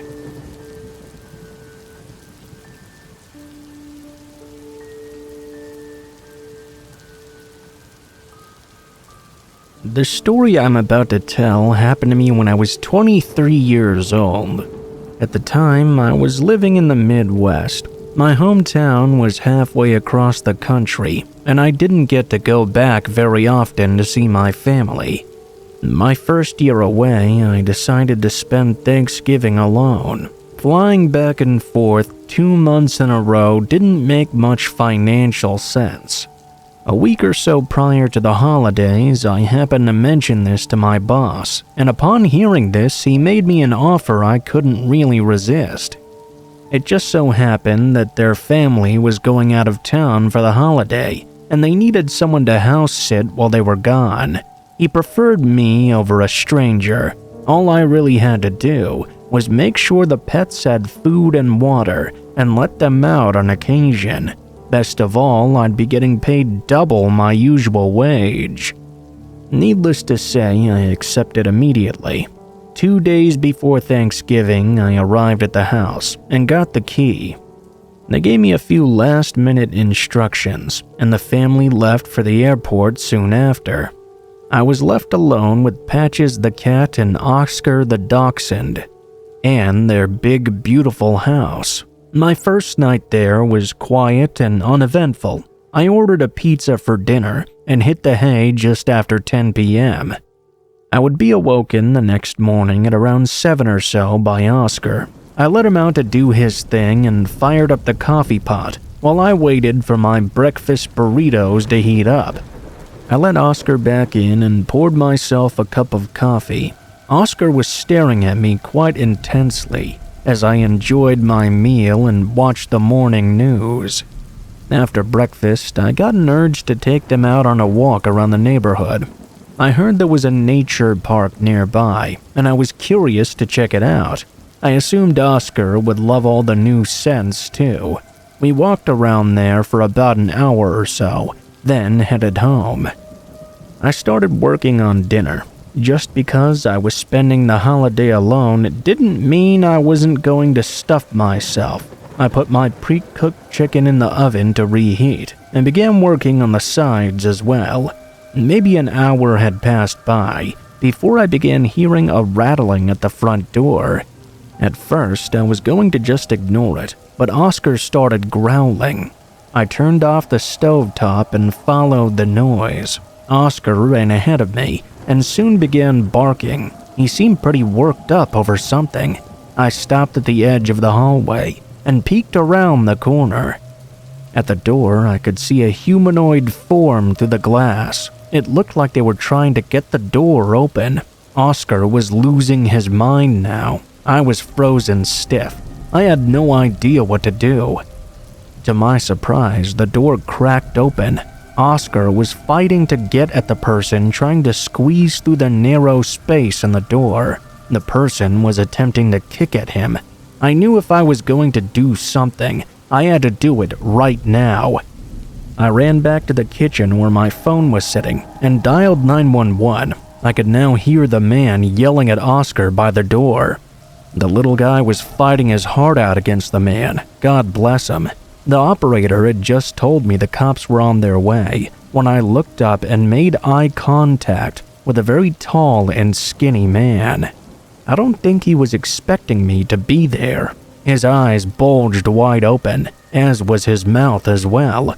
Fear overtook me, and I started to scream at the man to get out. It wasn't long before he turned tail and ran back out the door. Oscar started barking at him again as he ran away.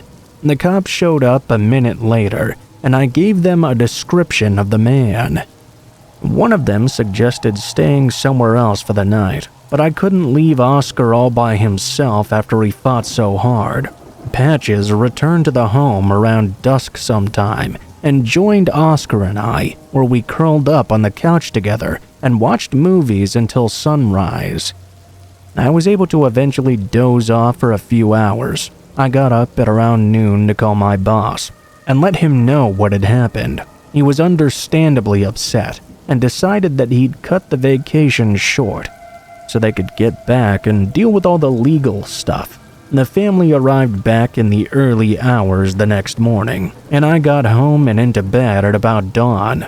A few days later, we were all back at work when I learned a very interesting piece of information.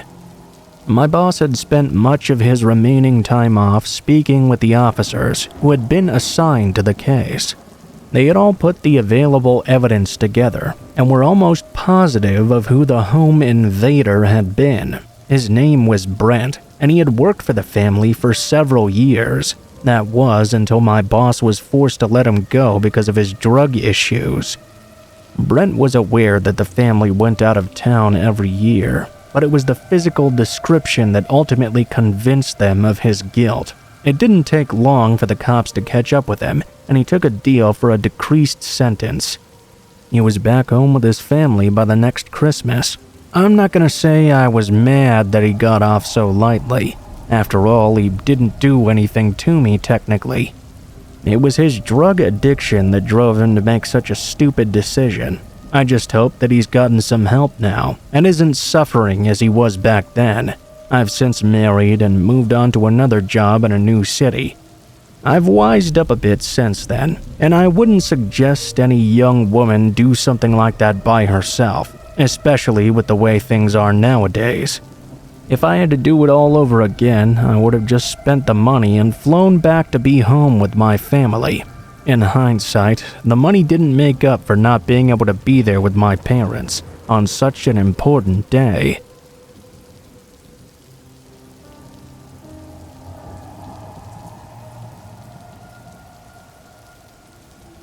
The story takes place in the mid-1980s, when my mom was a teenager in high school.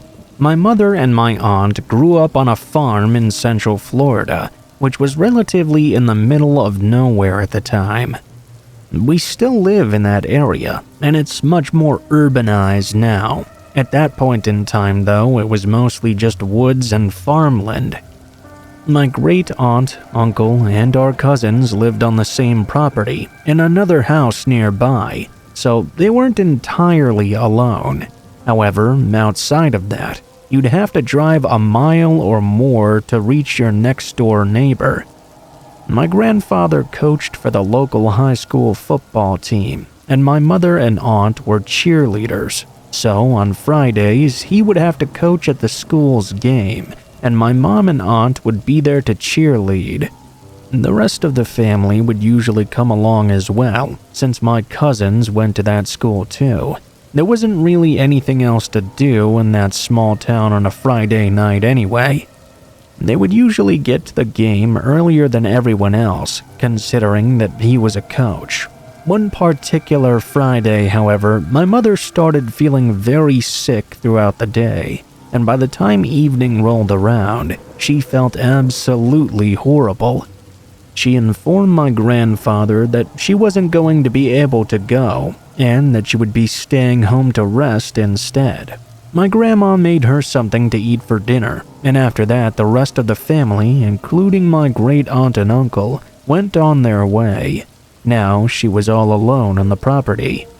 For context, we eventually sold this property when I was a young child, so I don't really have many memories of the area. One thing I do remember very distinctly, though, is that it would get very creepy at night, even with other people being there. Being alone on it at night must have been much more frightening. Anyways, my mom went to lay down right after they left. Not long after, though, maybe 5 or 10 minutes, she realized she still needed to call her cheerleading coach at the high school to let them know she wasn't going to be able to be there tonight. They needed to be prepared for her absence. Keep in mind this was the mid-80s, so there were no cell phones around. My mom had to get up and walk all the way to the kitchen to use the landline phone. As she was walking through the house, though, she started to feel really creeped out. You know, that classical feeling of something not quite being right. The instinctual feeling you get when something is telling you you're in a bad situation, but you don't know what it is yet. Outside, it was getting very dark out, and there were not many lights to illuminate the area. That contributed even more to this uneasy feeling. Now, a very important detail. The phone in my grandparents' house has a longer cord than most phones at the time. She said that you could even walk into other rooms. The cord was long enough that the phone could be brought out of the kitchen and even into neighboring rooms, which were the living room, the hallway, and my grandparents' bedroom. My grandfather kept a shotgun on the wall fully loaded and ready to go in his bedroom. Not the safest thing, I guess, but when you live alone in the woods, I guess you want to be ready to defend yourself at any second. He had always told my mom and aunt not to touch that shotgun unless their life was in danger. She took this very seriously and had never even thought about touching that gun. At this point, she was in the kitchen. She dialed the number to call her coach and informed her about the illness. I believe they continued talking for a while because the coach was still on the phone with her when my mom began to hear strange noises coming from my grandparents' room. My mother, still very frightened, told the coach that she'd heard something. The phone was still pressed to her ear. She wasn't sure if she was overreacting or if she had just imagined something. As she opened the door to my grandparents' room, what she saw made her drop the phone right on the floor.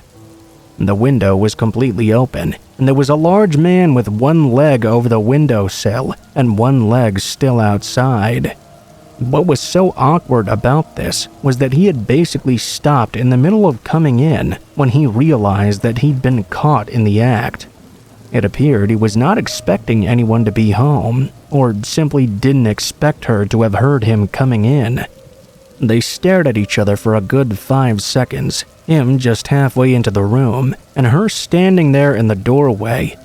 Floor and ran for the gun. My mom's coach was still on the line asking if she was okay. Shotgun in hand, now staring at each other, both unsure of what to do. My mom was terribly frightened. She finally mustered up the will to speak first, in a very frightened and shy voice. "I have a gun. Turn around or I'll shoot you." The man just stood there. She said it was as if he was wondering whether she was bluffing or not. Finally, after what seemed like hours of just staring at each other, he swung his other leg over the windowsill very fast, like he was about to charge her.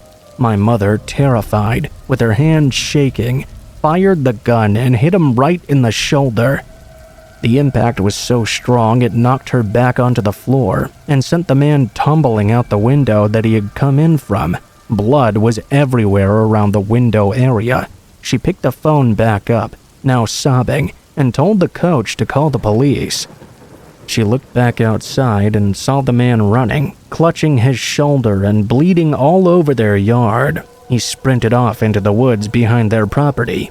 Keep in mind, he'd just been shot in the shoulder with a shotgun. It's not like it was a small handgun or something. Even so, the dude had just gotten up like it was nothing and started hauling it off into the woods. I don't know the exact order of what happened next, but the police eventually did get there. My grandparents hurried home sometime shortly after. The police were still there when they arrived. I think the most weird part about this story is that there was a huge trail of blood the guy had left as he was fleeing the property. It went out into the woods. The police investigated and found that it continued for some distance into the forest, but then eventually stopped and disappeared. There was no body or anything like that. The trail just stopped altogether. They never caught the guy in the end. I think that's bizarre, because she shot him in the upper torso with a shotgun. There was so much blood everywhere.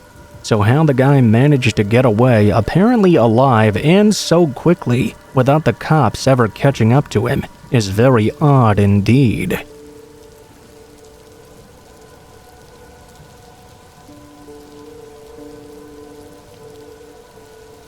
I'm a mail delivery driver for the post office. It's a job that I really like, and I've done it for many years now.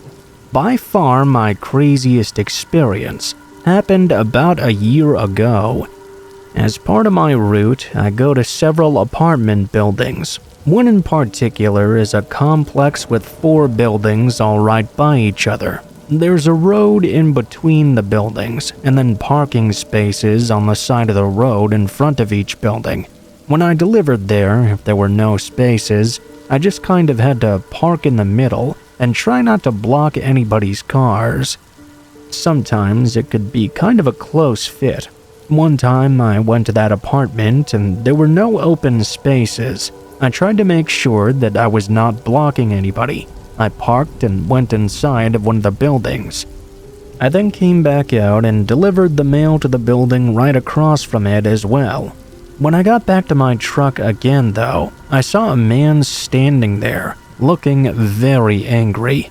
While I was walking over to my truck, he'd already started yelling at me, saying that I was in the way and blocking his car.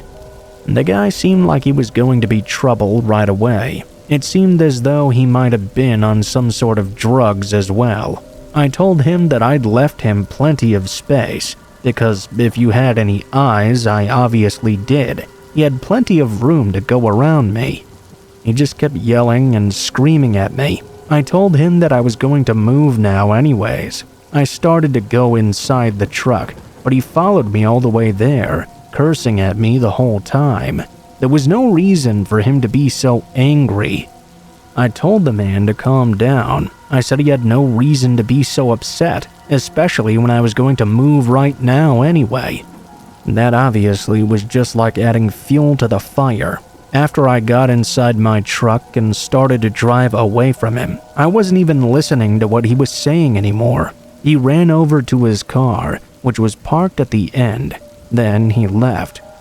When he left though, he made sure to screech his tires as he sped out of the parking lot. He also came within a foot of hitting my truck. Of course, he was flipping me off as he passed by. I was just glad I wouldn't have to deal with that man anymore. I then went on to deliver to the 2 final buildings in the complex. Then I left. I was really confused as to why the guy had been so furious. The next day I delivered to the same apartment. I had sort of forgotten about that guy. This time though, there was a parking space I could use. I parked and went inside the building to deliver the mail. I was in there for a couple of minutes. When I returned to my truck, I saw that it was all messed up. When I delivered mail, I used to have a bad habit of leaving the door open. It was faster and nobody had ever tried anything before. I know it was dumb, but now it seemed as though somebody had come in and thrown everything all around inside of it. It was all disorganized, the mail was out of place. I had a pretty good idea of who could have done this. I was also really angry. I just tried to reorganize everything. It took quite a while, and I got behind schedule, but eventually I was able to move on. After this incident, I emailed the management of the apartment building about the guy. I didn't think they would really do anything, but I thought I should still let them know. They did respond to me saying they would send an email to the residents. Well, sometime the next week when I was back at that same building, I parked in a space and delivered the mail. After I delivered to the last building in the apartment complex, I returned only to find that my tires had all been slashed. I couldn't believe it. I looked around and soon saw the same guy. He was standing just outside of one of the apartments in a patio area, clearly laughing. I couldn't hold back my anger any longer. I walked over towards him and started cursing him out. He then got all angry back at me and started threatening me. He said I was lucky he'd only gone after my truck this time. I realized it was pretty dangerous to provoke this guy. I walked away with him still yelling at me as I did. I got back to my truck and called the police. They arrived sometime later and arrested the man. The cops and the man seemed to know each other by name, which told me this was not his first time doing something dumb like this. After that incident, I never saw him again. I found out that the man didn't even actually live at that apartment complex. The place was his ex-girlfriend's, and he was trying to stalk her or something. It blows my mind how he could get so angry at me like that. but hopefully the guy gets the help he needs.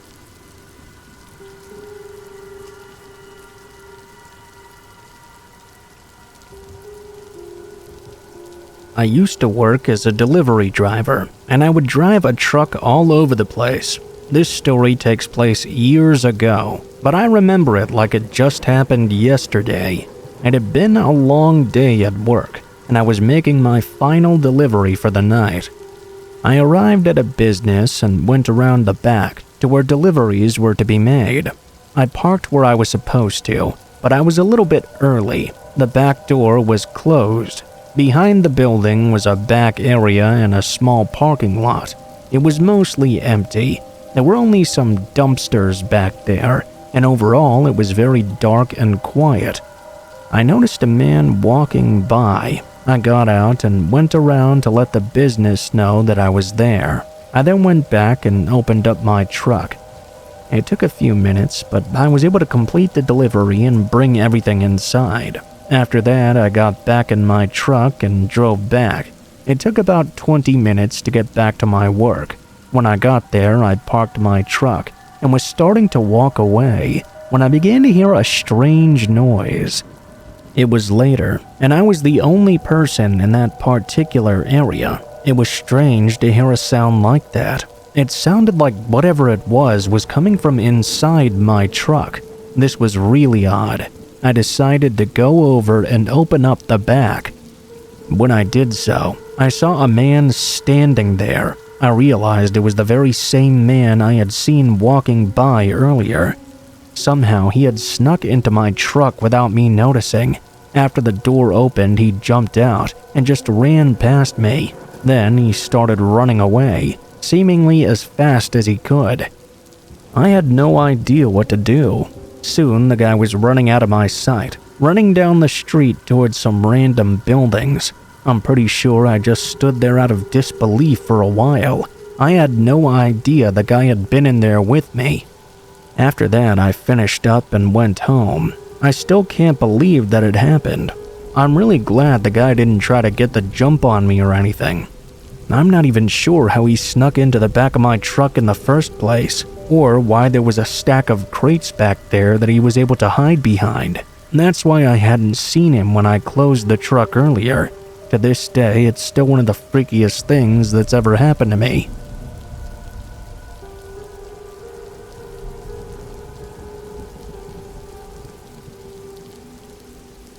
I had been working in my parents' Chinese restaurant for as long as I could remember being alive.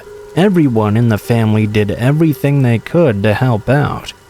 I even recall doing my homework at a table in the back of the dining room after school, while also doing things to help out in the restaurant. I had never had a problem doing it, and actually I enjoyed it quite a bit. It was nice to take breaks from schoolwork to do things to help customers. I began doing some delivery work when I was old enough to ride a moped. We were in the city, so it was easy enough to get around that way.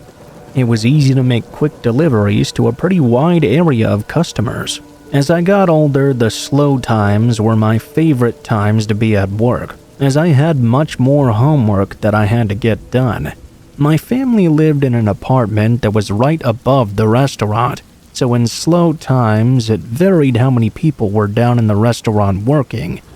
If we were really slow, sometimes I had the whole dining room to myself. It was nice and quiet enough for me to get some work done.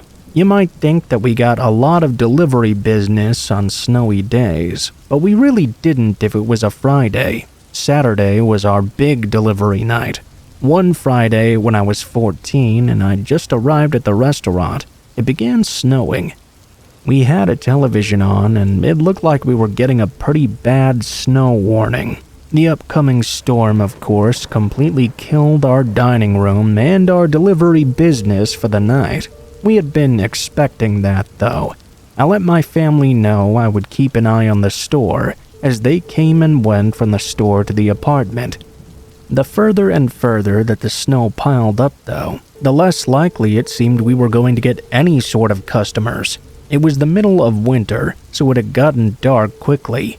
It seemed to get even darker and darker with the snow falling so heavily outside. I began to really get lost in my work and became somewhat oblivious as to what was going on around me. I was a bit shocked, needless to say, when suddenly I heard someone enter the restaurant. I looked up and saw a single guy come into the dining room. He looked to be in his mid-20s, perhaps. I was about to get up and walk over to the host station to get him a menu and offer him a table. He simply walked past the host station entirely. I paused, thinking at first that maybe he just wanted to come to the back counter and order some takeout, but there was something about his demeanor that made me nervous. I couldn't bring myself to stand up right away. Perhaps it was the size of the guy, or the look of the guy, maybe a combination of the two. But something about this guy kept me from getting up out of my seat or saying anything. The guy stopped not too far away from my table and looked me up and down for a moment. He had this weird little smile on his face that just served to make my uneasiness grow even further. This was years and years ago, and I still remember myself gulping as I sat there, wondering when the guy was finally going to say something. When he eventually did, I rather wished that he had never done so. I don't really want to tell you everything he said, but none of it was pleasant. He began making some very nasty comments about Asian people, using very derogatory terms I absolutely cannot repeat. Even though, or maybe because, this was a pretty high population of Asians neighborhood, he was making negative comments about us being there. He had some nasty things to say about my family running the restaurant too. Worried enough for my safety to finally do something, I moved up to get out of my chair. There was a staircase on the other side of the dining room that led up to the second story of the building. My plan was to run up there and get the attention of my father and older brother. They would both hopefully be able to handle this guy. Before I could get up completely, however, the man reached into his coat and pulled out a knife. I immediately froze in mid-standing and slowly sank back into my chair. I had never had anyone pull any sort of weapon on me before, and I didn't know what to do. I wanted to call out, hoping that my family upstairs would hear me, but I found I couldn't do that either. I feared that this man was either going to attack me or kill me, but I found that I could neither do anything nor get up the nerve to run away from him. The man continued to mock me, but not just because of my heritage this time. He had noticed my fear, and now he was mocking me for that too.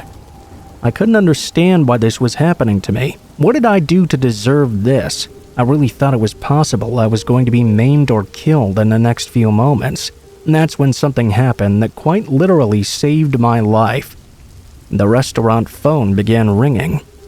I had told my family I would stay down there and watch the phone and the door. We always tried to answer the phone within the first 2 rings. Obviously, I was not going to get up to answer it, and I figured the guy wouldn't let me anyway. Whoever was calling kept letting it ring, and that got the attention of my family upstairs. They knew that if I wasn't answering the phone, something must have been wrong. Luckily, that was exactly what they thought. Both my dad and my brother came downstairs. My brother played baseball in college, so he brought his metal bat down there with him. When the man's attention left me and switched over to my family, my dad told me to get into the kitchen. I immediately got up and started running. I was able to watch through the small window in the door to the kitchen to see what happened next. Without saying a word, my brother immediately tried to take the guy's head off with a swing of the bat. The man was so surprised at the ferocity of the swing that he stumbled backward. He was able to prevent himself from falling down, but the man was clearly shaken. Before my brother had the chance to take another swing, though, the man immediately turned tail and ran to the door, then out into the snowy night. My brother chased after him, clearly intending on beating the man down, but my dad told him that was a bad idea.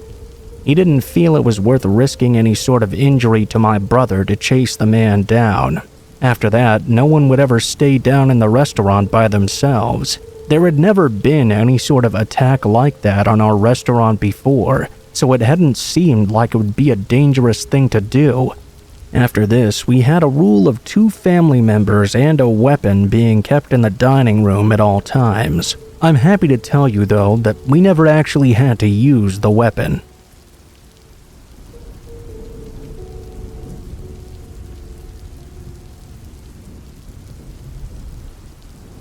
I was an only child who had 2 working parents. I would very often throughout my life come home from school to find an empty house waiting for me.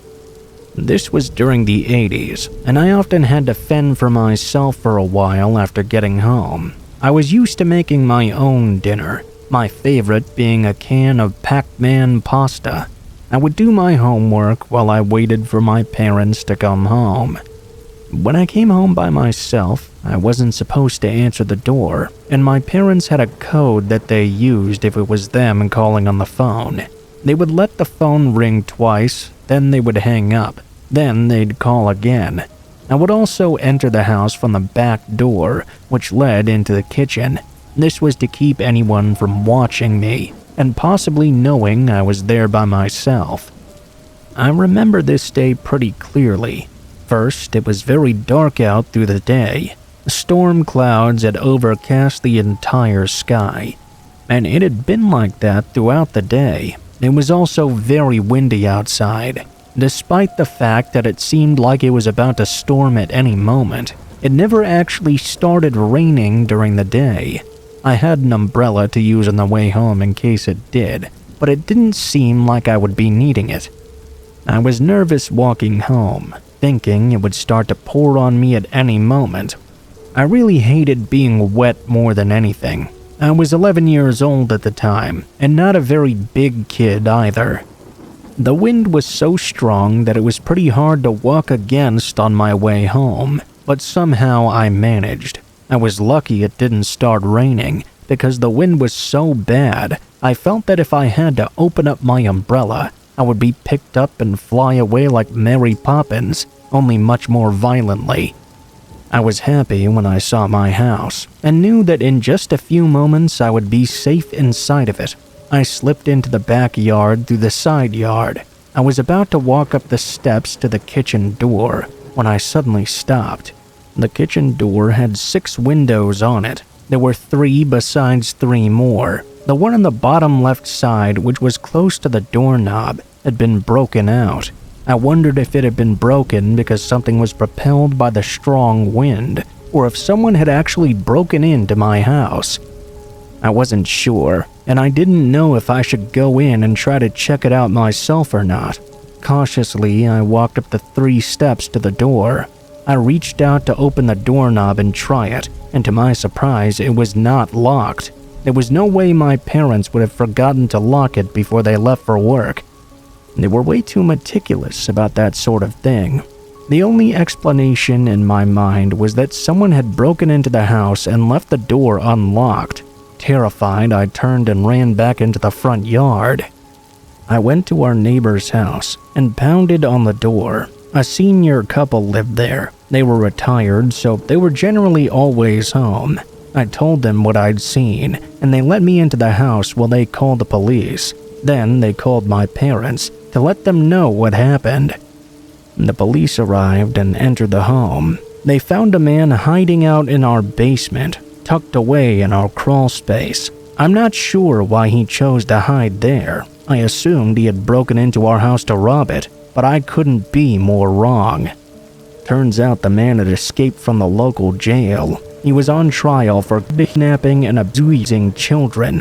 When I first walked up to the back door, I considered that the window was just broken because of the wind. I almost considered going into the house and looking around. I'm glad I remembered that my parents would have never left the door unlocked like that. Otherwise, who knows what might have happened to me that day.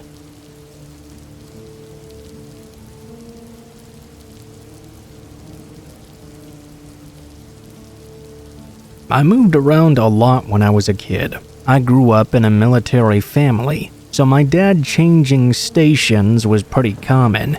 He had a high rank and a high salary though, so we never had to live in military housing, which was a bit of a good thing. The few times I had been on military housing, I didn't care for it much at all. The biggest thing was trying to make new friends whenever I came to a new place to live. I never really had a problem with that though. I wasn't too shy, and since I went to schools that were mainly populated by other military children, there were many who were looking to make new friends like I was. I had a lot of different best friends in many places, all throughout my childhood. One of the most unique experiences I ever had, though, was a friend I made when I was 13 years old. First off, even though the school had mostly military children in it too, I had made friends with a guy whose family was not related to the military in any way. Not only did the guy Kyle go to the same school as I did, but he only lived down the street from me as well. The two of us spent a lot of time hanging out at school and each other's houses. Looking back at my life before high school, he was probably the closest friend I ever had growing up. Kyle and I used to have sleepovers at each other's houses all the time. We spent so much time at each other's houses that we didn't even have to ask our parents' permission in order to do so anymore. We would be just hanging out at one place or the other and eventually just end up going to bed there. If one of us didn't come home, our parents just assumed we were at the other's house. Maybe on occasion one of our parents would call the others, but that didn't happen very often. More often than not, we would spend the night at my home. That was mostly because I had several video game systems. He actually had the nicer house though. It was a very old house his family had lived in for a long time. It always gave me a bit of a weird feeling when I was there late at night, especially when I had to get up to go to the bathroom in the middle of the night. The floors were very creaky, and I was always worried I was going to wake someone up. Fortunately for me, the family was quite used to it, and I never did end up waking them up. Kyle had a really large bed too, and whenever I slept over, the two of us slept in the same bed. I tell you this because it makes what happened on this one night all the more inexplicable. We had both been up pretty late, and by the time we got to bed, we both completely crashed. I barely even remember climbing into it. I didn't notice what woke me up either. Normally, I only woke up on the rare occasion I had to get up and go to the bathroom. However, this time I didn't feel like I had to do that. It wasn't until I was awake for a bit longer, and I heard and felt it, that I realized what must have woken me up. There was a knocking sound coming from below the bed. It felt like the bed itself was being knocked on. It was startling and unpleasant.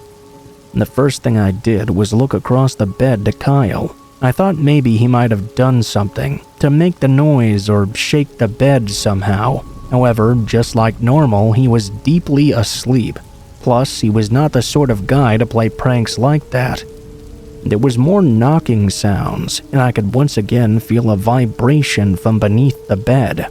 It felt like someone was hiding underneath it, knocking on the bed frame. I was immediately frightened, thinking some intruder or something had broken into the house and was hiding underneath the bed. I was too old to believe it was a monster or a ghost or something. Part of me tried to convince myself it was still just my imagination. I continued to lay in bed hugging my pillow. I thought if I just laid there for a while, I would drift off to sleep and chalk the whole thing up to my imagination in the morning. That was when I heard someone call out from underneath the bed. "If you do that, you won't wake up." I heard it so clearly that there was no doubt in my mind. Terrified, I cried out and jumped. Finally, Kyle woke up and seemed a bit worried by me crying out. I explained that there was someone under the bed. I ran and turned on the light. Kyle didn't seem so concerned though. I checked and didn't see anything under there. There was no one in the room except for him and me. He told me not to worry about it and to shut the light off so we could go back to sleep. I did so, even though I was sure getting sleep for me would be a very difficult thing that night. In the morning, Kyle explained to me that weird things like that happened occasionally in the house. It was nothing really that anyone in the family got worked up about anymore. They thought it was a mischievous ghost or something.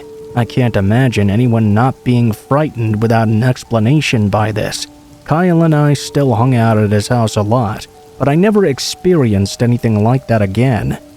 Sometimes I wonder if I just had a bout of sleep paralysis or something.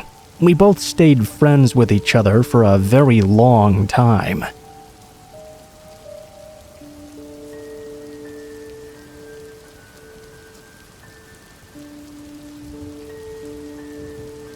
Ever since I started living at this house, weird things have happened.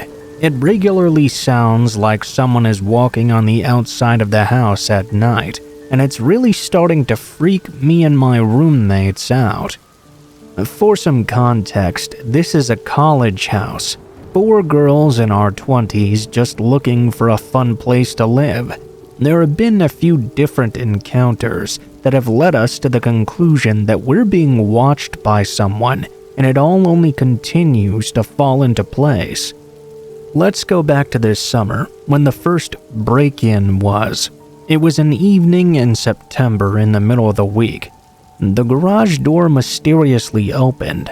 That garage had never been used by us for anything other than storage. One of us was at home with the music blasting. When she first heard it, she didn't really think anything of it. But 5 minutes later, when she went upstairs to check what was going on, she found our garage door wide open and the back door unlocked as well. Again, we did not use our garage. She looked around but found nothing missing. She figured it was a technical thing, or perhaps an accident of some sort. About a month later, we were having a party. It was around Halloween. We had decided to have a costume party. Around 12 or 1 a.m., we'd noticed that someone was in our backyard. We turned and checked to see a man sneaking up the side of our house. The moment the man noticed we'd seen him, he immediately turned and ran away and up the hill, out of sight. It was also around this time we had one of our car's windows broken. Nothing had been stolen from the vehicle, even though there were valuables inside. Only the window was broken. Last night, while driving around, we noticed a car we had seen drive by a few times. We decided to follow it up the hill and see what was going on.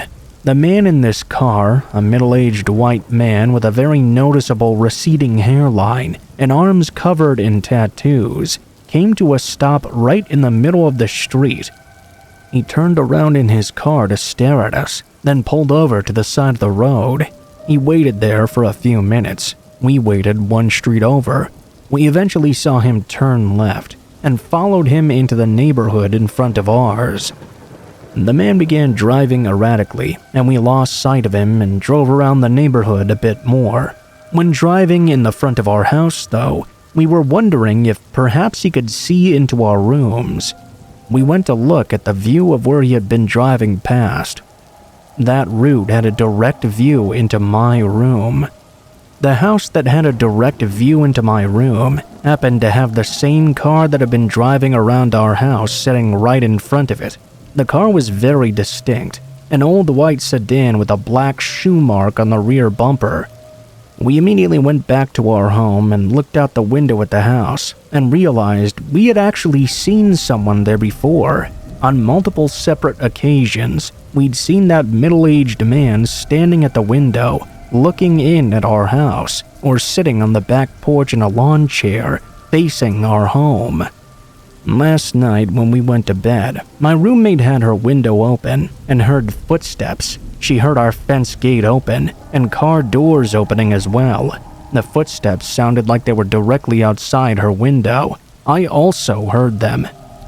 Normally, I wouldn't jump to conclusions, but I feel like all these occurrences have to be connected. It's all too much to just be coincidental. If anyone has any ideas or input, please let me know. We're genuinely getting scared.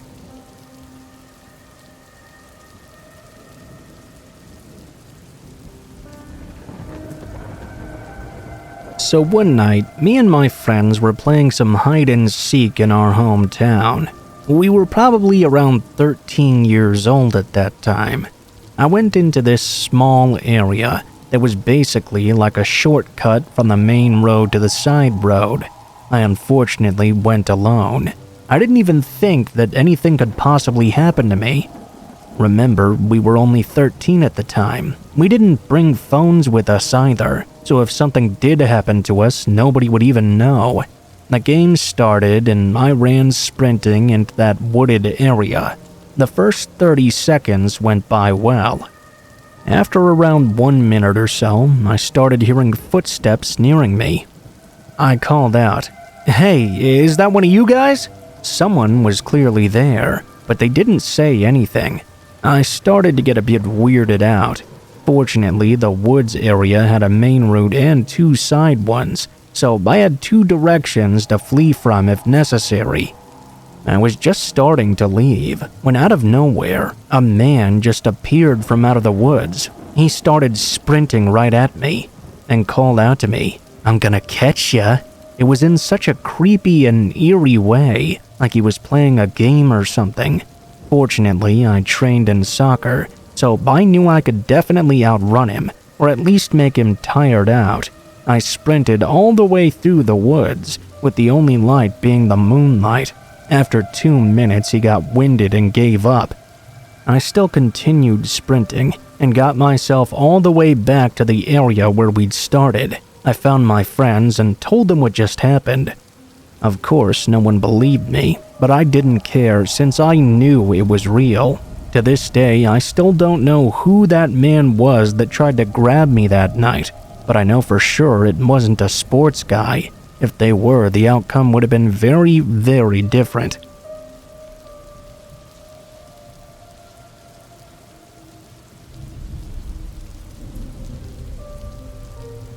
Me and some buddies were bored one night and decided to head out and poke around an old abandoned mental hospital. The only way in was through the autopsy room. The rest of the place was pretty much sealed off. We got inside and it was me, another guy, and 2 girls. As soon as we entered the autopsy room area, one of the girls started hyperventilating and crying. She said she couldn't stand to be there any longer. We tried everything we could to convince her that everything was going to be fine, but it was all to no avail. She wanted to leave, and she wanted to leave now. Disappointed that our adventure was going to be ending early, we started to leave. The 2 girls were walking in front, one of them trying to comfort the other, whilst me and the other guy were walking behind them. I don't know what brought me to do this, but I felt the sudden need to look backward. Morbid curiosity, maybe. I did so. I'll admit that it was pretty dark, but the moon was out, so it wasn't pitch black or anything. Still, I know exactly what I saw. There was a window on the 2nd floor. As I looked towards it, I could see a face staring back at me. I looked for a good 10 seconds, stopped in shock. My buddy had also stopped. I had him look without taking my eyes off it, and asked him specifically, "Hey, do you see that?" I thought maybe I may have been seeing things, or perhaps it was just a trick of the light, but no, he saw it too. We both stood there and stared for a good 20 seconds. I may have thought it was some kind of trick at first, but after 20 seconds or so, the face began to move away from the window. We ran away, passing the girls and screaming at them to get in the car. What were the chances that other people were exploring at the exact same time as us? I don't know. All I know is that I saw a person standing in that window watching us at the 2nd story of an abandoned mental hospital at 2 o'clock in the morning, and that was scary enough for me.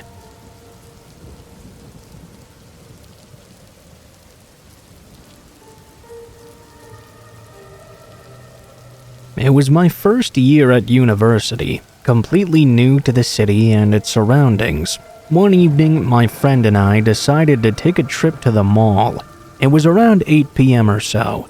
We got on a bus that my friend claimed would take us right there. Instead, we ended up at an empty bus terminal.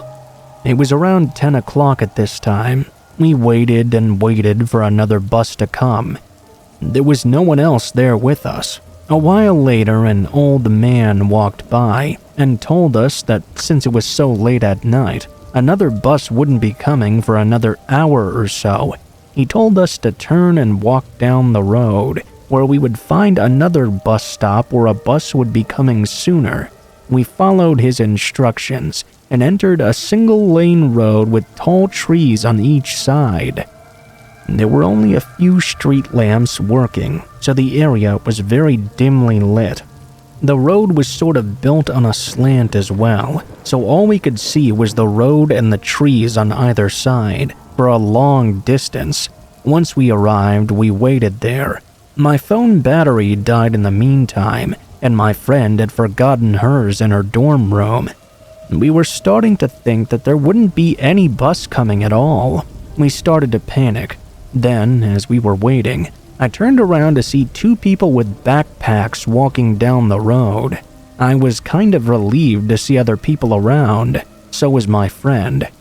When they got close, I asked them if they knew about any buses that might come by soon. I noticed these two were kids, about 12 or 13 years old. One was a boy and the other was a girl. "Hey, do you guys know if there are any buses coming?" The boy responded, "Oh, let me check." He took out his phone and was looking at it for a short time. Meanwhile, my friend had started talking to the girl. "Hey, where are you guys from?" The girl didn't respond. The boy eventually looked up and said the bus would be here in 10 minutes. I turned my head to my friend. She was looking at me, and I turned my head back to thank the boy. They had disappeared, nowhere to be seen. I had literally only looked for 1 second max. We both looked down either side of the road and by the trees. We couldn't find them anywhere. Surely we would have seen them. I literally looked away for only 1 second. Needless to say, we were both extremely unnerved until the bus arrived. It was the very last bus, and it was around 12:17 a.m. or so when it finally showed up. I've never believed in the supernatural or anything, but I can't seem to find a reasonable explanation for this eerie experience.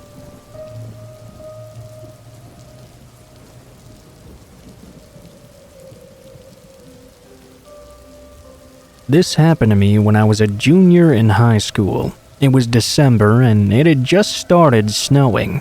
That evening, my best friend and I were in debate class and were getting ready for our state qualifiers that were the next day.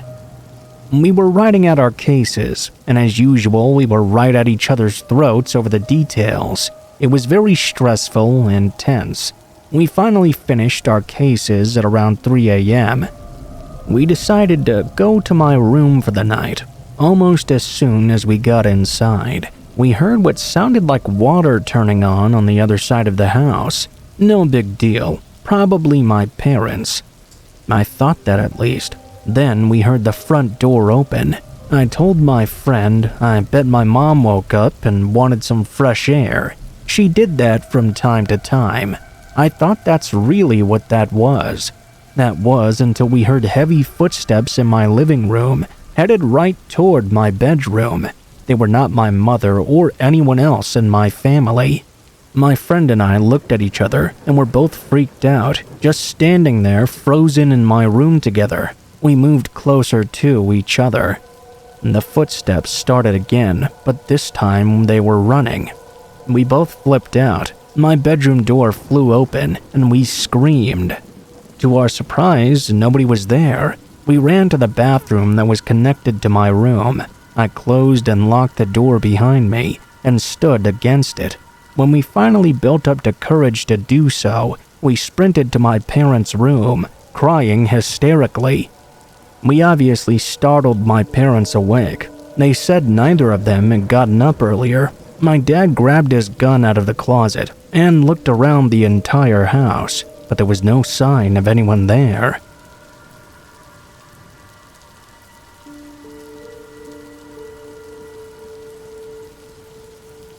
I heard this story from a girl I met in Korea. One day, she was walking home late one night after work. She lived in an apartment where they had an elevator. She got in the elevator on this night, and when the door was just about to close, a man with a red hoodie slipped through and entered the elevator. He apologized for startling her and asked which floor she was heading to. Without making any eye contact out of fear, she told him. As the elevator moved, he asked her if he could use her cell phone. She declined and isolated herself in the corner. After many seconds of silence, the elevator arrived to the floor just below the one the girl was heading to. The door opened and the guy slowly walked out of the elevator. He then turned around to face her. He stared at her with a blank expression. As the doors started to close, from the small gap in between them, she saw the man pull out a knife, put it against his neck and make a slashing motion, and start walking up the stairs towards the floor she was going to. The elevator started to move up. Once she arrived at that floor, she frantically smashed the closed door button. Unfortunately, the door opened anyway. She looked around completely terrified, but the man was nowhere to be seen. She ran to her apartment and rushed inside, then locked the door behind her. She never saw that guy around the complex again.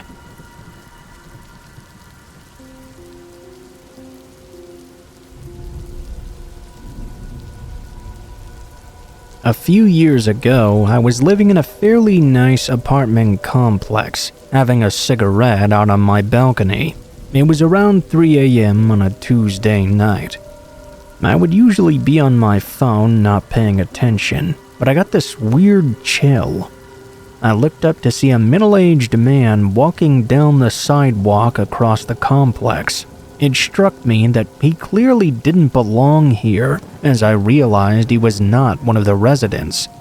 As I was thinking this, he suddenly stopped in place and looked right at me, making this eerie, way too long eye contact. Then he rushed off between buildings in the opposite direction of my apartment. I told my husband about this and joked that if we got a knock at our door in the next 15 minutes, we could safely assume it was that creepy guy. Well, sure as shit, 10 minutes later exactly, there was this quiet, faint tapping at our door. My eyes just about popped out of my head. My husband jumped up to grab his gun from the other room. I slowly walked up to the door to look through the peephole, holding my breath. There was the man I had seen, looking right at me through the peephole.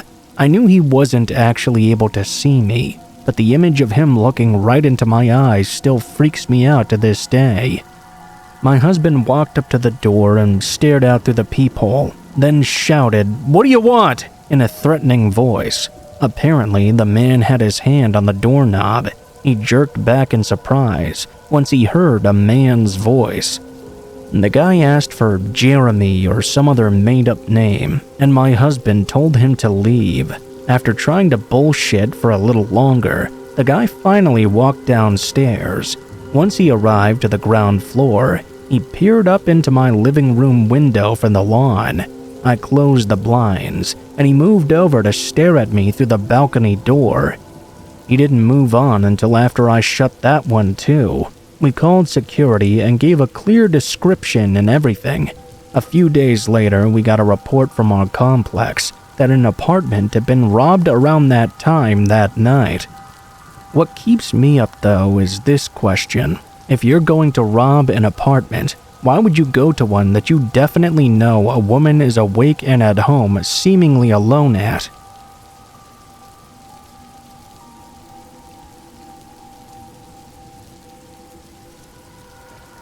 When a friend and I were about 13, we went turkey hunting with his dad. We had a nice spot in some cover behind a fallen tree, overlooking a little valley made by the hills. After an hour or so with no luck, my friend and I went to try and find stuff deeper into the woods. There was a lake about 3 miles from the valley, and we were heading towards it to see if we could catch anything drinking. After we got about halfway to the lake, we started to hear these weird sounds around us, branches snapping, something dragging along the ground, etc. As we got closer, the sounds continued all the way out to the lake. We couldn't see anything though. We waited there for about an hour before heading back. On our way back, we veered a little off the original path to try and find out what had been making those noises. We found tracks, feline tracks. A mountain lion had been tracking us for 2 miles. Our only weapon was my friend's old single-shot 20 gauge, loaded with birdshot. If that cat had decided to attack, we would have surely died. Thankfully, it must have lost interest, because we made it back to the hill spot without hearing it again.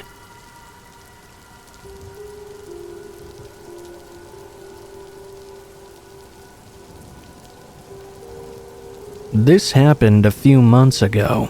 I'm a 23-year-old female, and I had finally bought a car for myself. I love driving around and listening to music. I usually like to do this by myself as well. On this night, it was sometime around 7 p.m. or so. It was in the winter time. On this particular drive, I took 2 of my siblings with me, my sister who was 18, and my brother who was 13. I took them along with me after their constant pleading, because they were so bored inside the house. Now, I'm a smoker, and coming from a South Asian household, women are not supposed to smoke. So I took these opportunities to smoke a bit without worrying my parents would catch me. The city I lived in did have some bad areas, but we lived in a quiet suburban area, so I didn't really give it a second thought about parking somewhere random and getting out of my car. I lit up a cigarette. I didn't like smoking inside. There I was, parked beneath a streetlight, scrolling away on my phone. It was getting pretty dark out, but I wasn't that worried about it. I visited this road quite frequently, and it wasn't far from my aunt's house. As I was smoking my cigarette though, I just so happened to look up from my phone, only to see a man emerging from some bushes nearby. I didn't really think that much of it at first. I saw people walking around here all the time. This man was very tall, standing at least 6'4".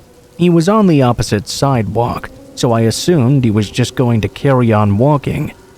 I looked back down at my phone. That was until I looked up again and saw the man now standing in front of my car, staring at me. My sister, who was still in the vehicle, must have been watching him as well, because she knocked on the window and told me to get in. I had already put out my cigarette and was making my way to the driver's side door. My keys were in hand. The man was just kind of standing there, not moving a single muscle. I got in and immediately locked the doors. I breathed a sigh of relief.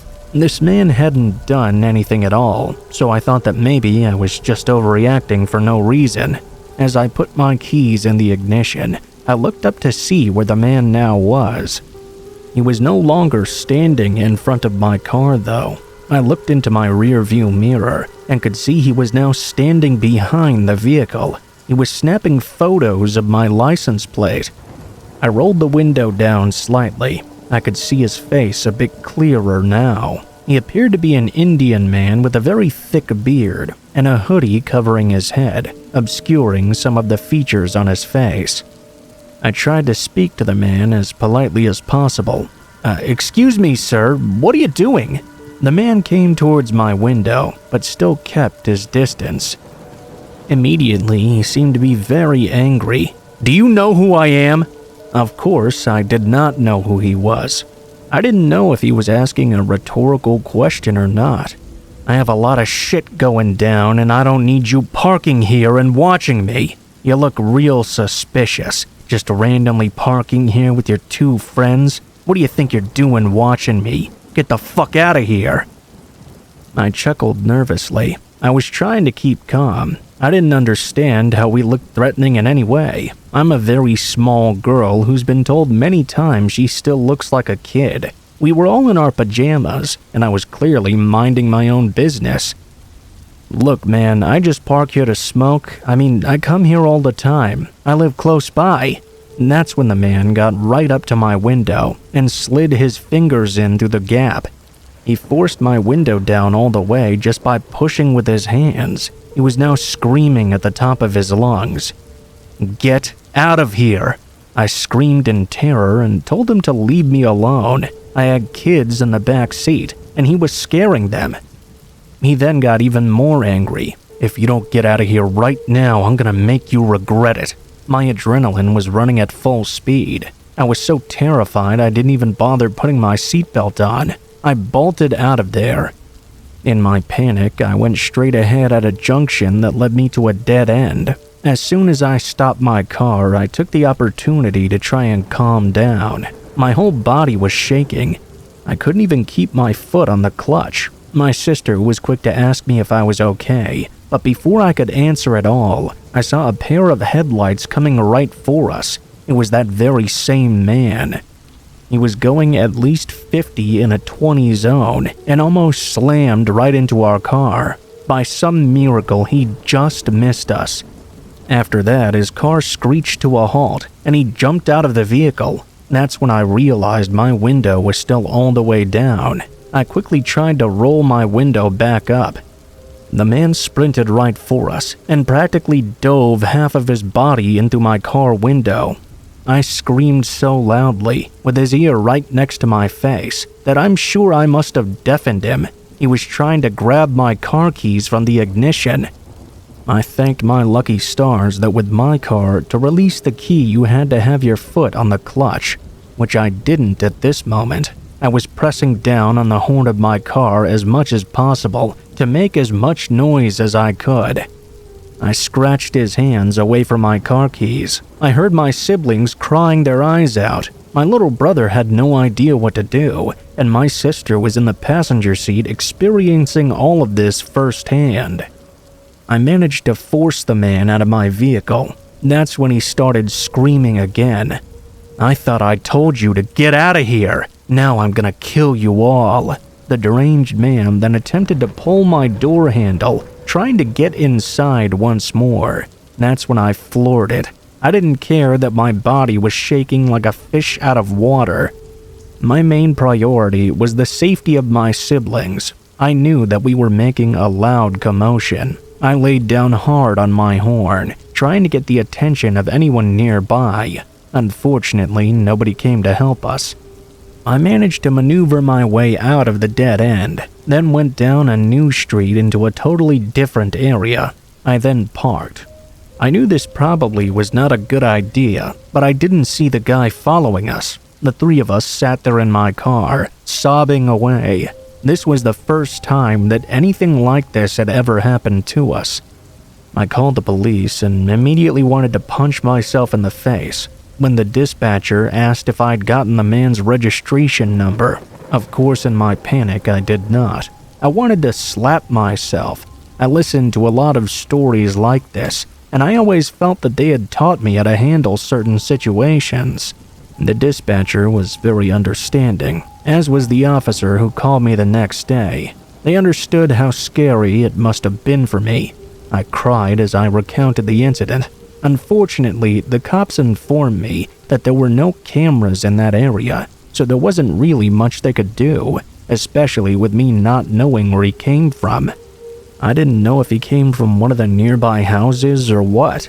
The officer apologized to me, but it was really my fault for not mentally noting important information. They made a report of the attack though, so if a similar incident happens in that area, they can make the connection immediately. The officer said that when I parked my car, the man was so angry, likely because he was doing something illegal nearby. That's why he freaked out on me like that. I personally think it was just some deranged individual who enjoyed scaring people who looked like easy prey.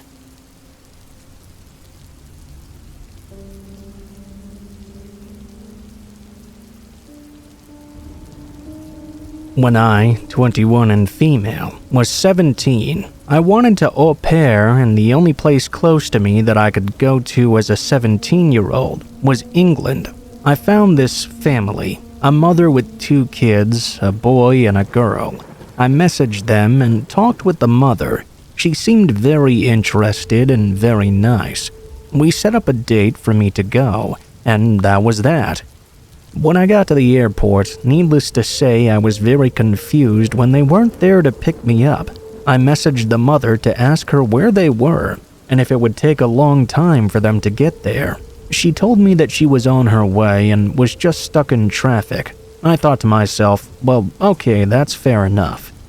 She told me to just go to the exit and wait.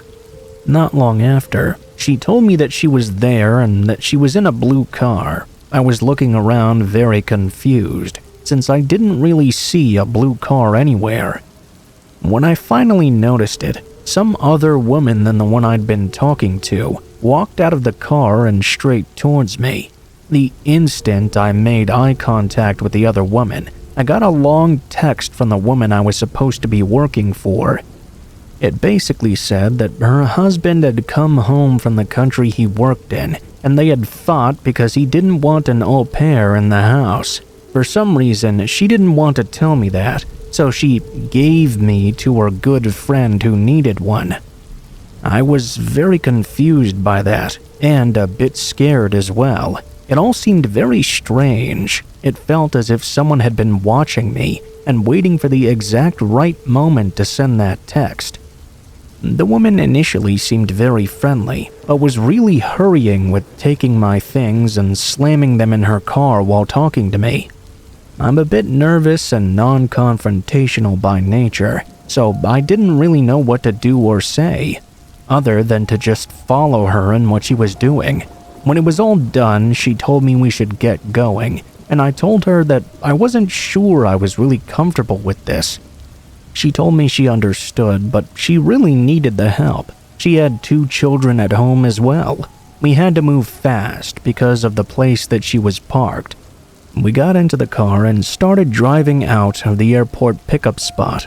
The second we started moving, I told her once again that I wasn't really sure about this. I wanted to get out and stay at the airport. She started to get really upset.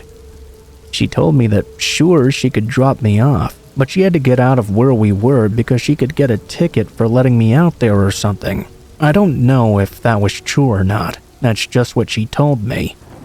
We drove around for a few minutes, still on the airport grounds, and we stopped a bit away so I could get out and call my parents.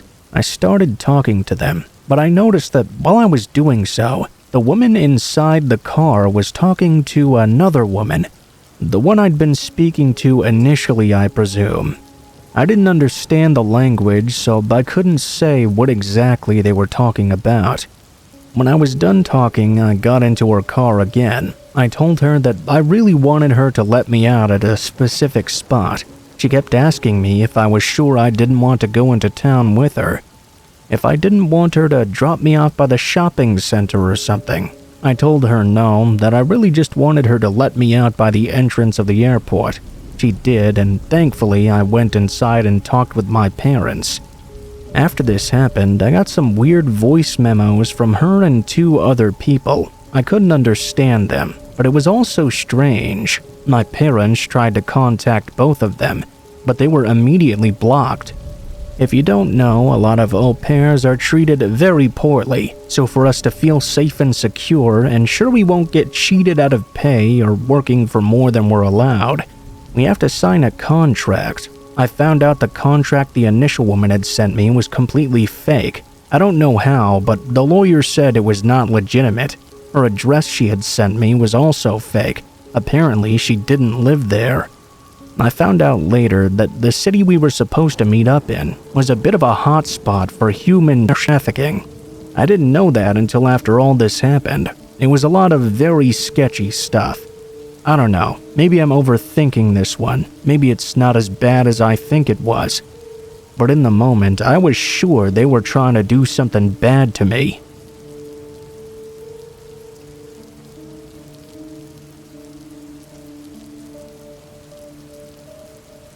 When I was 18 through 21, I lived in an area in LA called Koreatown. It's a pretty hip place nowadays, I hear. But when I lived there, Koreatown was kind of racially split.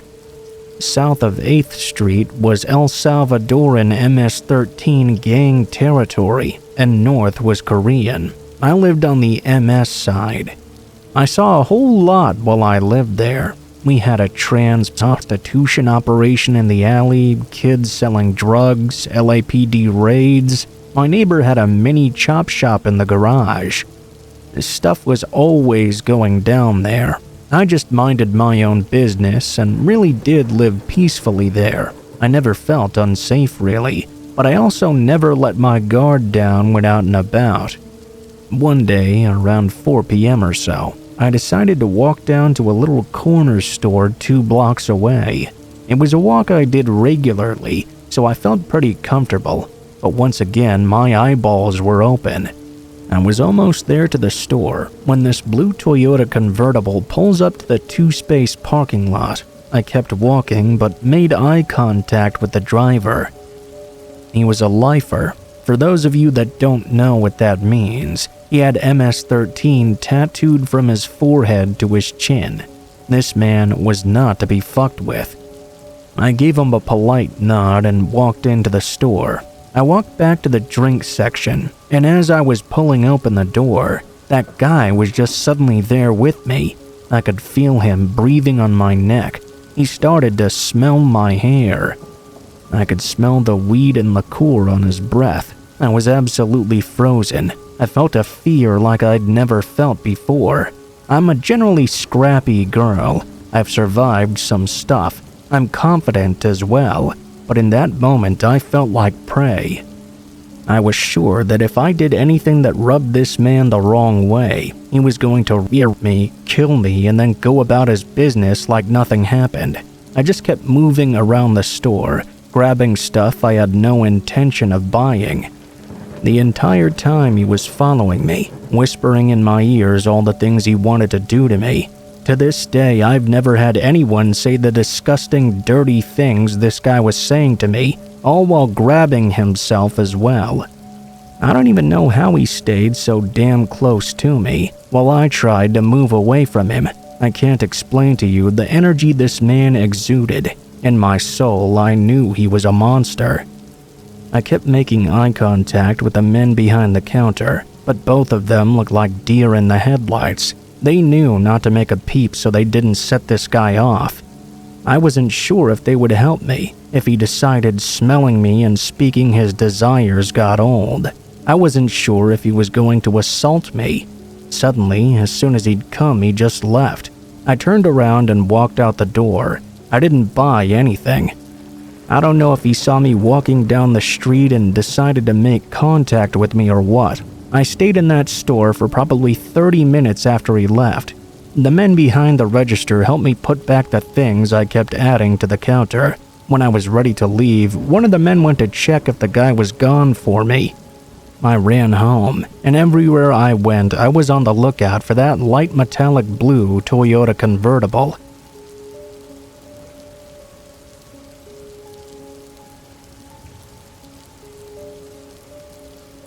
I used to live insanely close to Disneyland, which plays a part later on. I was waiting at a bus stop to get home, which honestly the bus was always late here. That was when this random guy walked up to me and started talking to me. He had on an ACU jacket and sweatpants. He claimed to be military and claimed he was working for some sort of a nightclub. I knew that was bullshit, but I didn't want to be blatantly rude and set this guy off. I was a very non-confrontational teen. I just pretended I was deaf and couldn't understand what he was saying. He continued to talk still and asked me if I wanted to help him attract some people to this club he worked for. I continuously shook my head no.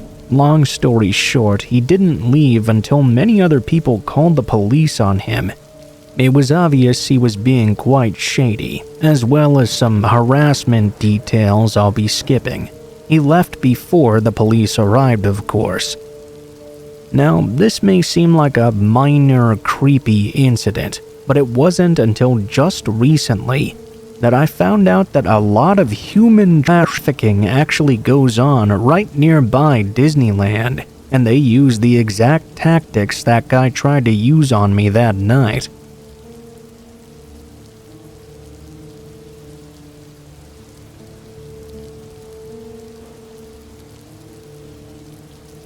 When I was 15 and female, I traveled with two friends who were both the same age. We took the train to get to an event a few hours away.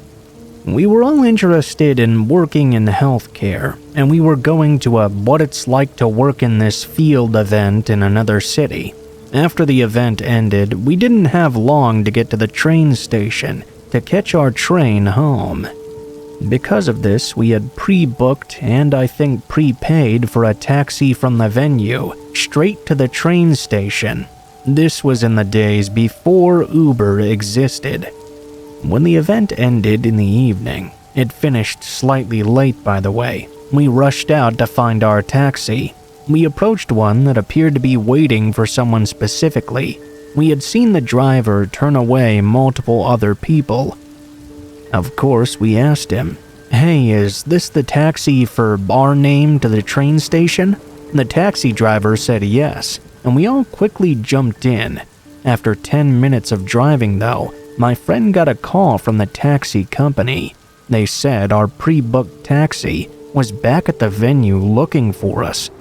We realized that whoever this guy currently driving us was, he was not the taxi driver we'd booked. I asked the driver to turn around. He just glared at me and said, "I'm not doing that."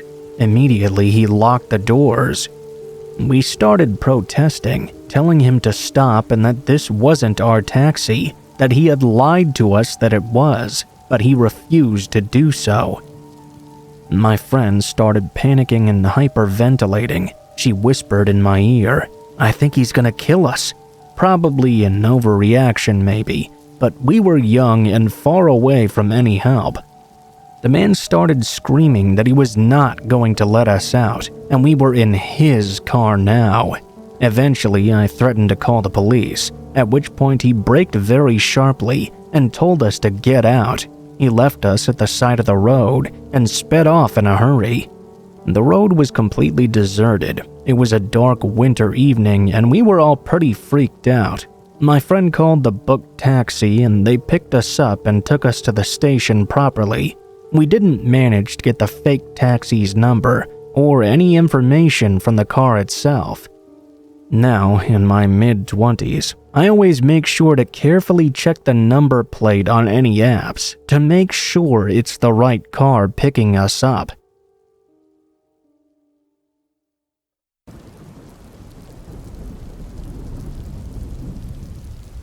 Growing up in the 90s, my mom was always very protective towards my sister and me.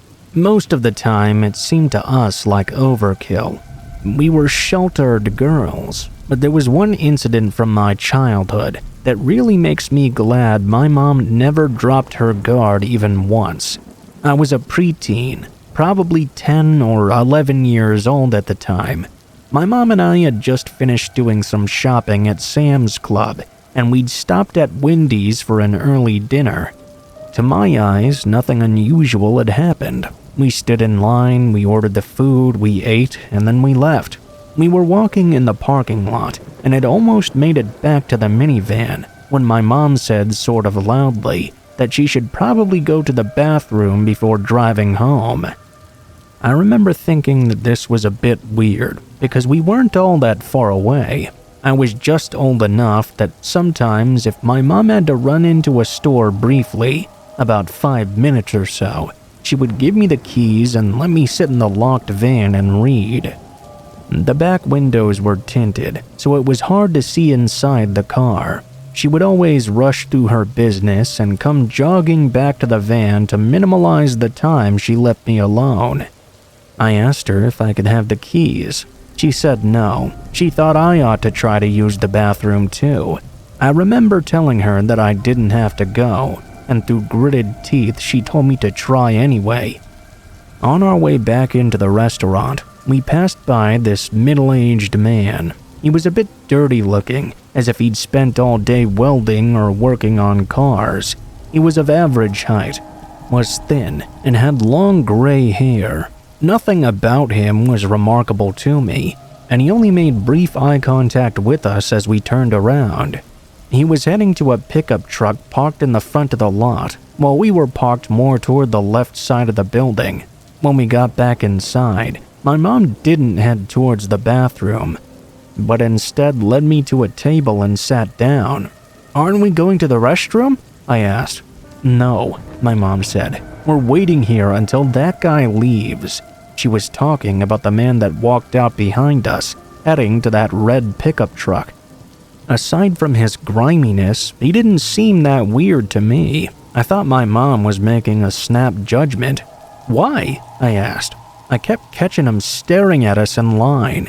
He would always look at you and look away and look back. Then he left right after we did. "Something doesn't feel right. I'd rather be safe than sorry." I told her I hadn't noticed anything and asked if I could get a Frosty while we waited. My mom was looking down into her wallet to see if she had cash for my ice cream when the red pickup truck rolled by the front window. He drove by extremely slowly. The man in the driver's seat was turned so his shoulders were almost square with the restaurant as he passed by. He was staring in. His eyes were clearly searching for something, and then they found me. I'll never forget the way he stared at me for the whole length of his passing by the window before accelerating to normal speed and driving away. I'm 33 now, and I still get the chills when I think about that day, about that man's stare, and the way my mom checked her mirrors for a red pickup truck for the whole drive home.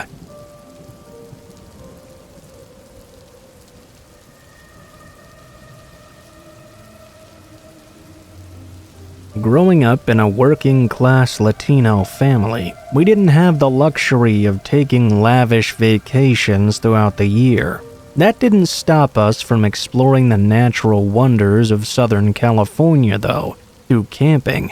At a young age, my sister and I understood the true value of camping through our shared respect for Mother Nature. Over time, we mastered surviving in the outdoors so much that we desired to explore new campgrounds throughout the state. On one such occasion, a co-worker of my father overheard him talking about his summer vacation plans and suggested to him a new campground to check out.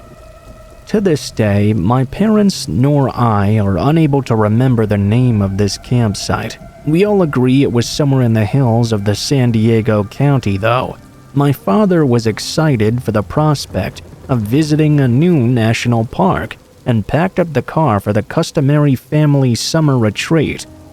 The drive up to the campsite was quite long and dangerous. Even though we were driving during the day, the steepness of the mountainside, coupled with the numerous blind turns, had everyone sitting on the edge of their seats.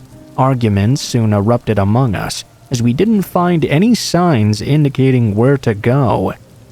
This was in the age before smartphones and GPS and all that.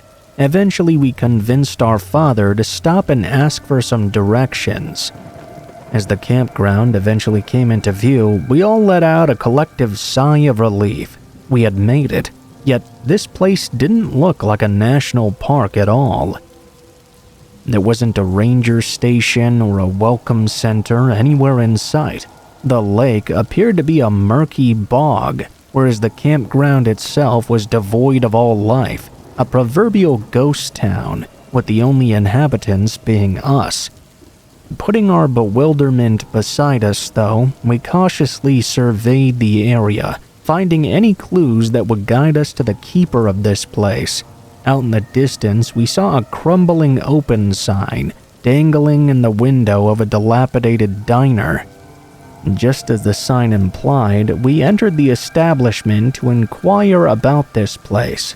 Pushing the creaking door open, we were greeted by the owner of said diner, a gaunt-looking man, who I would say was plucked straight out of the movie The Hills Have Eyes. "Well, hey there, how can I help all you fine folks on this fine day?" My dad told them we'd made some reservations to camp here, but we were not sure if this was the right place to go. We handed the man our booking papers for him to inspect. He replied very swiftly, Yeah, you have the right place. I'm the groundskeeper of this here national park. Let me finish up some paperwork on my end and I'll get things all sorted out for you and your family." He wobbled off to the back of the diner. My sister and I retreated to the safety of our car. Although we were children at the time, we both felt a sense of unease and even dread at the thought of spending the night here. Despite our worries, our parents reassured us the vacation had only just begun, albeit with a few bumps along the way. As we entered the site, all our concerns were tossed out the window. It was time to transform this empty lot into our secure encampment. The rest of the day came and went, as our campsite began to take shape. The sounds of our radio, along with the rhythmic banging of hammers, were the only sounds greeting us as the sun began to set. This detail really stood out to me. It was early July here in Southern California, and there were always people camping around this time. In either case, we brushed everything aside and thought that surely more people would arrive by tomorrow, and they did. On the following day of the trip, my father went fishing at the lake. While he was off on his own adventure, my sister and I decided it was time to have one of our own. Recruiting the aid of our mother, we set out to explore the rest of the campgrounds. To our surprise and elation, we discovered this campground had its own swimming pool. With our minds made up, the three of us got into our bathing suits, slathered on some sunscreen, and made our way down to the pool. Soon, my sister and I were splashing around the water without a care in the world. That was until I noticed three suspicious men, dressed entirely in black. They came and sat down at one of the chairs at the opposite end of the pool, from where our mother was watching us at. At first, I thought the men were new campers that had recently arrived at the grounds to examine the swimming pool as well. But much to my dismay, the men huddled around each other and started to whisper. They were staring intently at the two of us. My mother's instincts caught on to this predatory behavior, and she decided to cut our little swimming excursion short.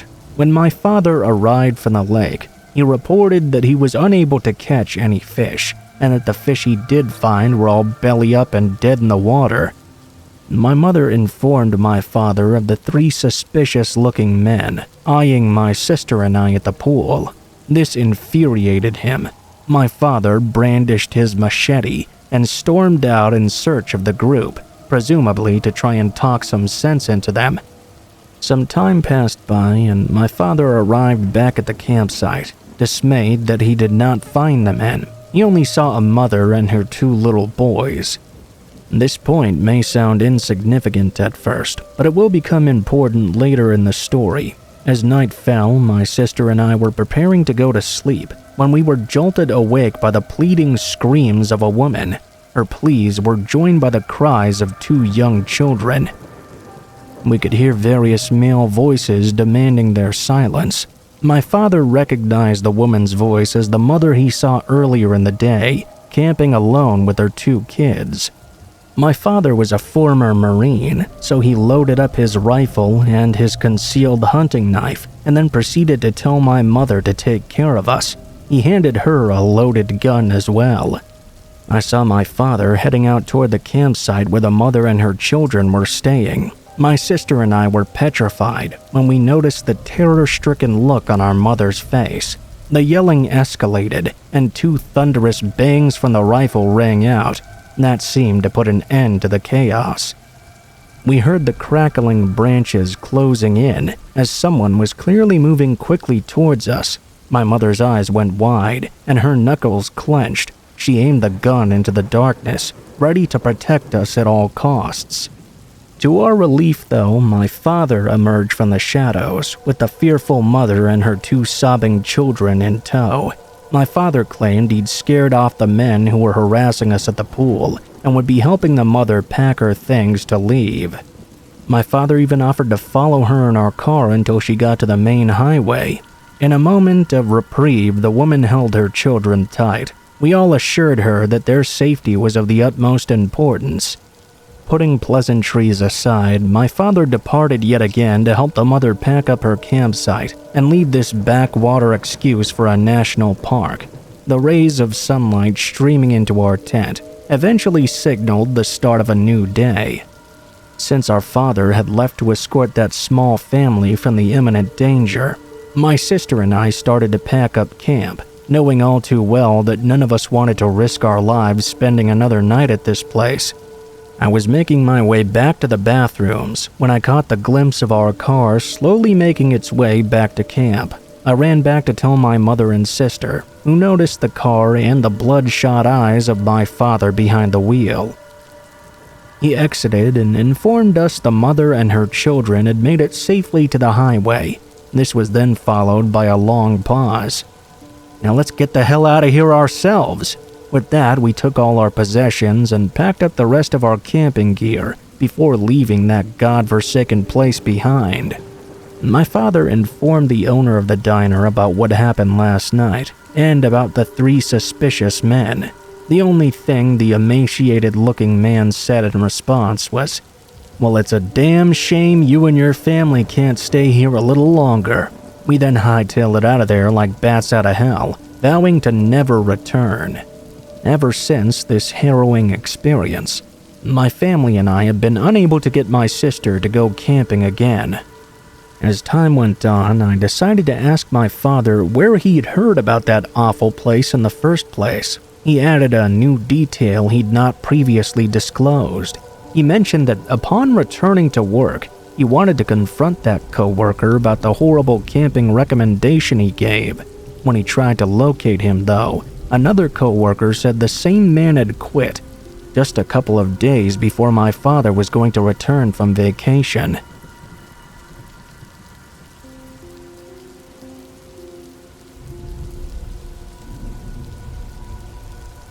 So I was staying at my aunt's apartment one day because my mom had to go to a doctor's appointment and run some errands.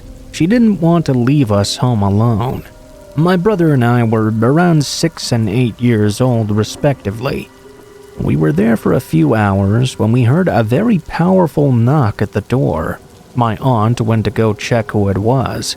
The door wasn't locked though, so before she even got there, one of her old exes walked in forcefully and rushed straight at her. He picked her up and slammed her down to the floor and started beating her. We just stood there in shock, not knowing what to do. We watched as she screamed for help, and the man continued attacking her. Luckily, in one of the neighboring apartments, 3 younger guys in their 20s heard her screams for help.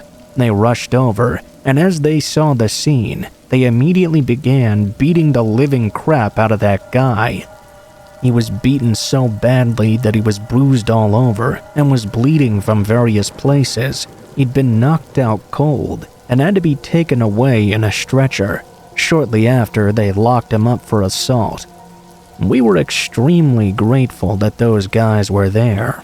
Who knows what would have happened if they weren't? He probably would have killed our aunt and then killed us too. My aunt is okay now and is thankfully happily married.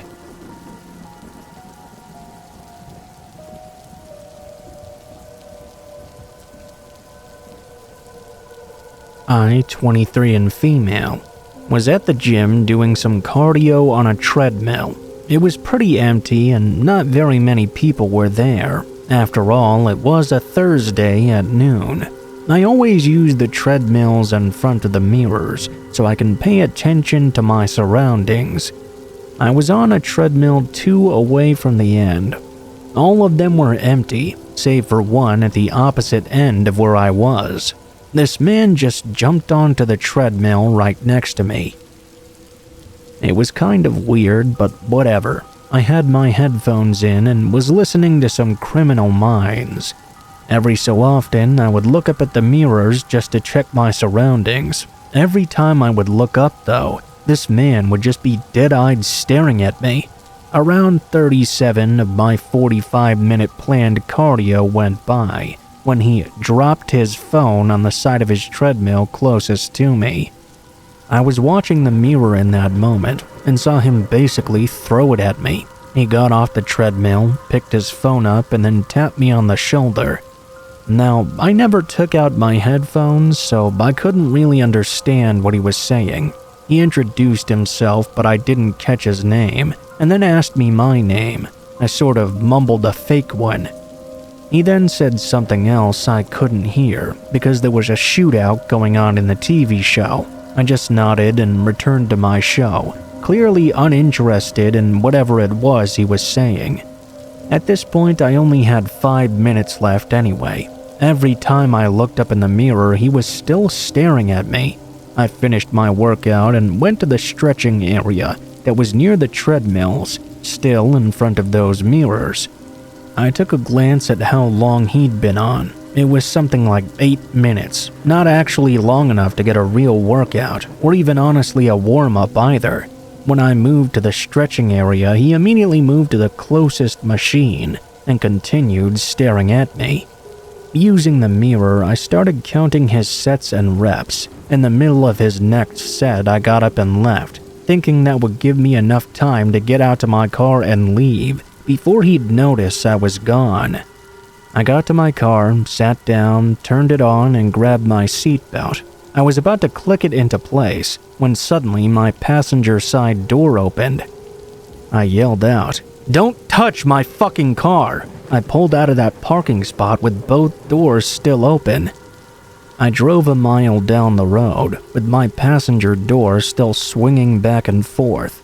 The next day, I went into the gym to report the guy, but like I said, I'd never gotten his name. The gym didn't want to look at the cameras with me there and said that once they figured out who it was, they would talk to him. It really didn't feel like they were going to do anything about the situation. The very next week, I canceled my membership, and I never went back there.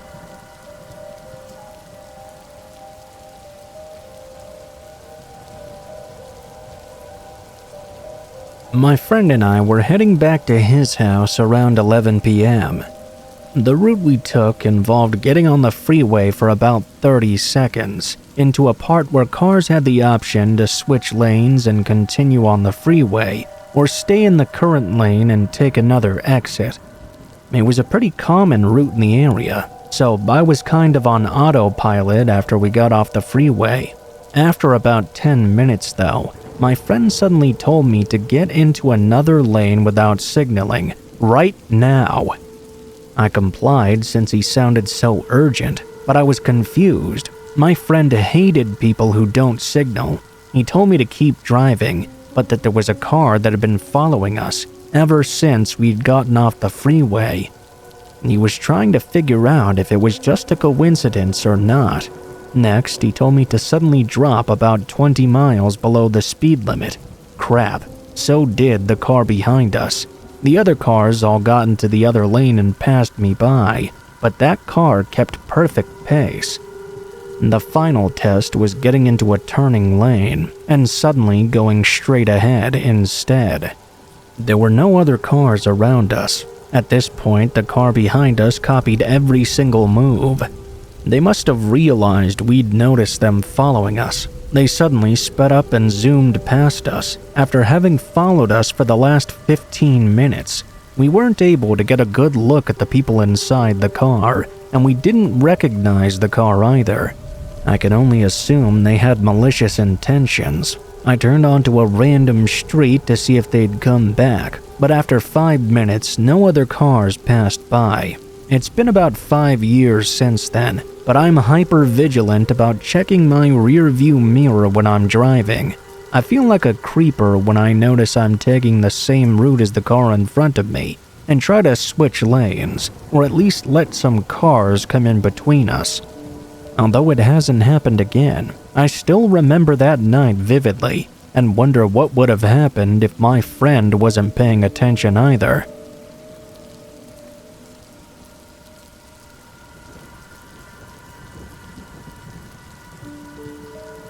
I'm an immigrant from Belarus, so English is not my first language. I apologize if I phrase some things quite weirdly. Here's some backstory. I was only 11 when my family left the country after the collapse of the Soviet Union.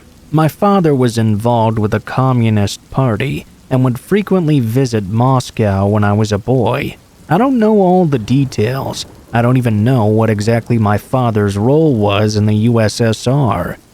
From what I understand, we had been granted asylum in the United States and had to flee Belarus in 1991. That's not really why I'm writing this story though. This is about something I saw in my childhood that has scarred me for life. This took place roughly a year before we left. I'm guessing it must have been 1990.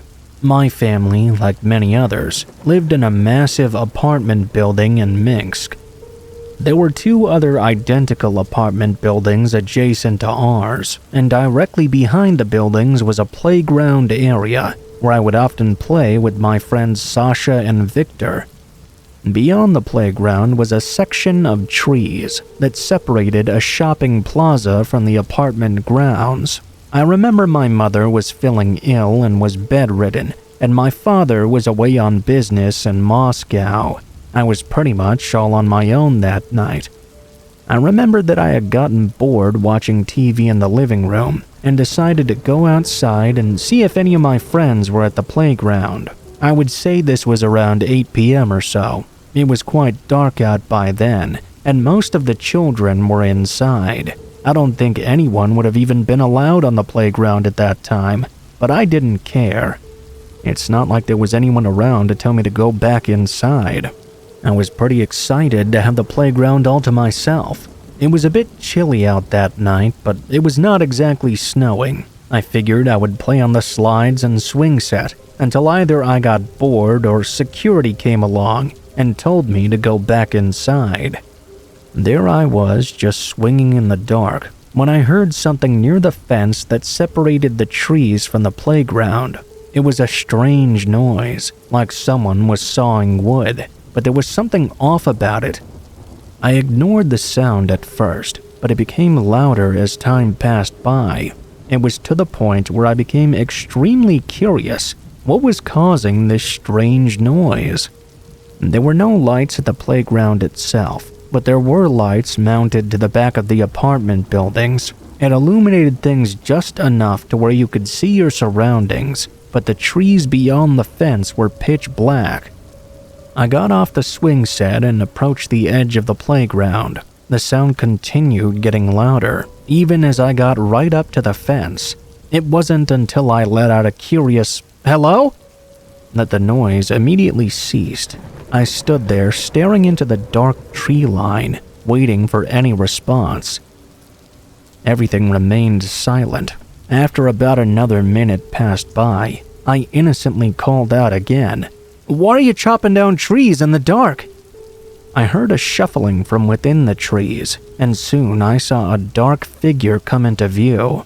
They did not step out from the tree line though. What happened next is something that still makes me want to vomit out my insides.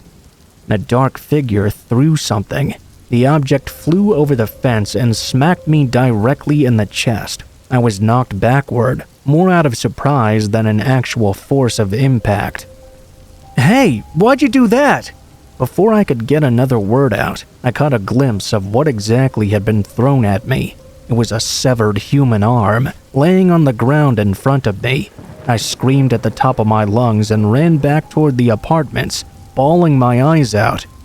I stormed into our apartment and sat on the living room couch to collect myself. I did think about waking my sick mother and telling her what happened, but decided against it. To give you some perspective, my mother grew up in Siberia, and she could be quite ruthless at times. Not only would she not be too happy about being woken up, but she wouldn't believe my story either. I probably wouldn't be able to sit down for a week if she found out I left that apartment alone after dark. I kept the incident to myself. As a child, I understood that what happened was scary, but I had no grasp of the further implications. I thought there was a monster in the woods who ate people, who came out after dark. Now that I'm an adult, though, there are some things I've come to realize. For our remaining time in Belarus, I never saw or heard of any kind of investigation regarding a missing person or a mutilated body being discovered. I guess that's nothing out of the ordinary living in Soviet society. The monster in the woods hiding in the trees that night was most likely a sadistic madman dismembering a human body with a hacksaw. There is one more thing I should mention. For the rest of the time that we lived there, I cannot for the life of me recall ever having seen my friend Sasha again, not after that night at least.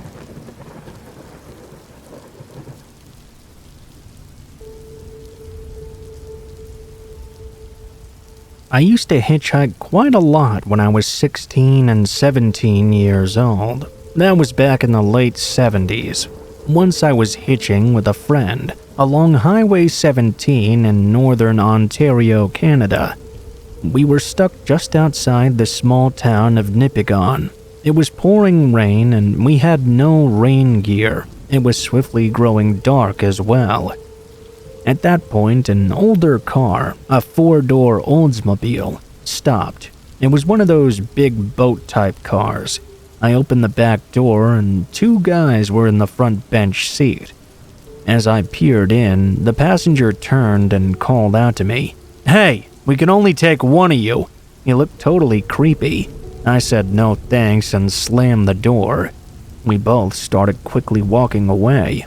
Years later, I read somewhere that a serial killer from the States, some famous killer dude, had been in northern Ontario around 1978, and I'm pretty sure the guy we saw that night was him.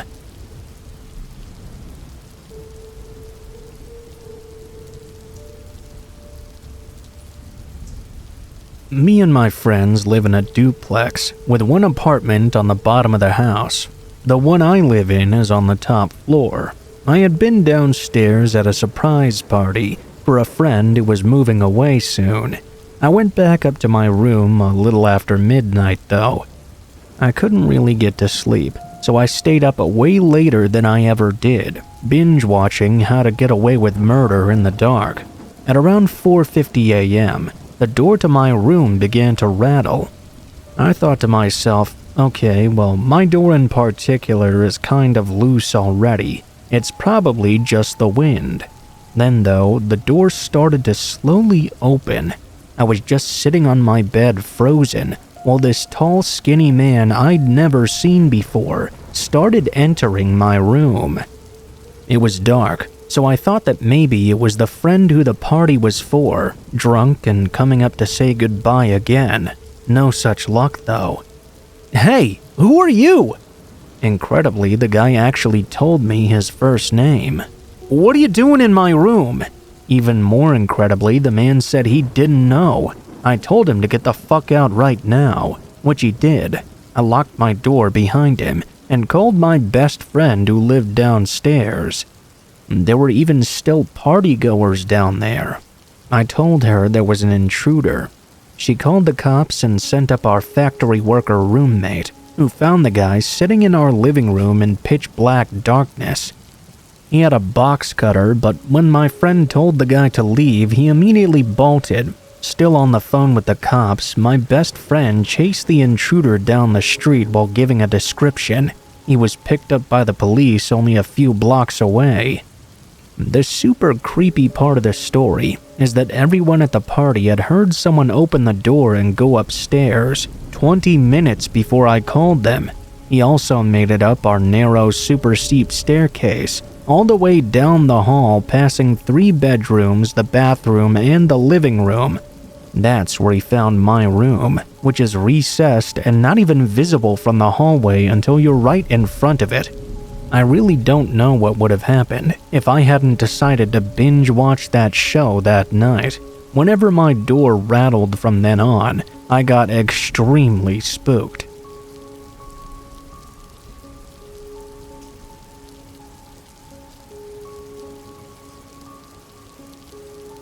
I worked one town over and got off work at around midnight. I was around 19 to 20 when this happened, and I'm a woman, by the way. One night I had stopped at a convenience store for a drink and chips just after I got off work.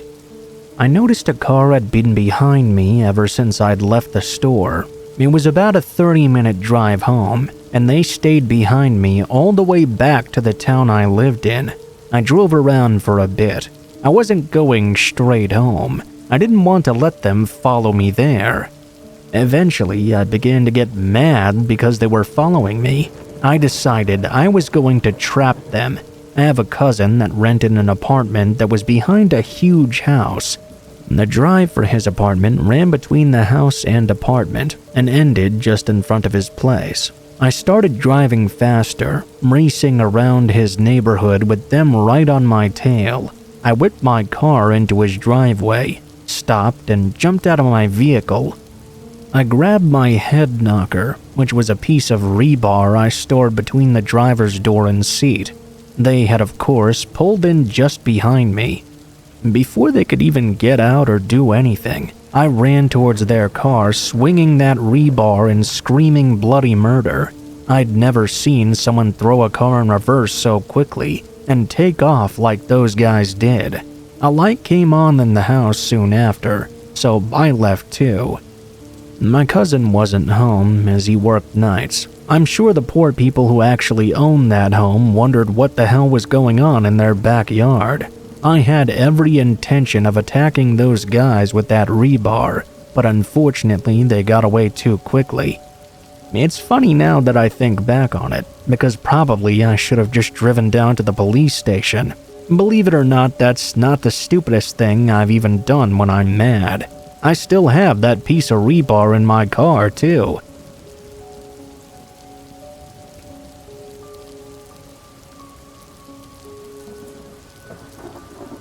I'm a leasing agent at an apartment complex. It's a very large building with over 500 residents, so needless to say, I interact with a lot of people, and sometimes I meet some interesting characters.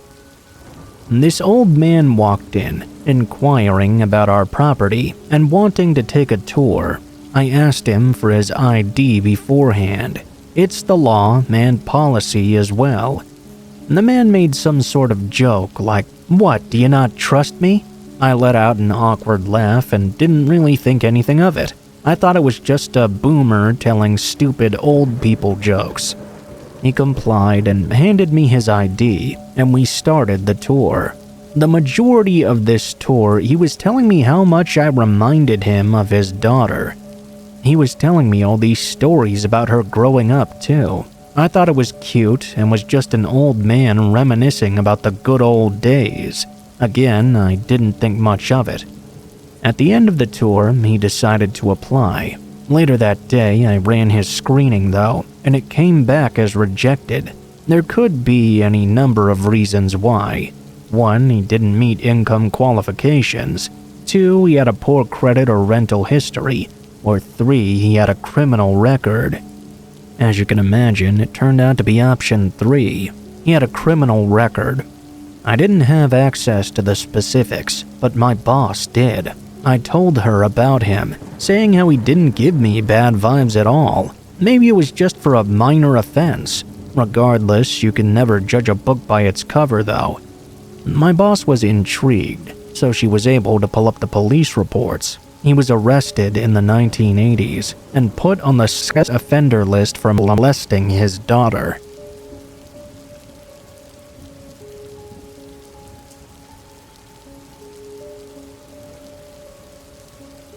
Once, when I was around 14 or 15, I was taking a walk on the street I lived on.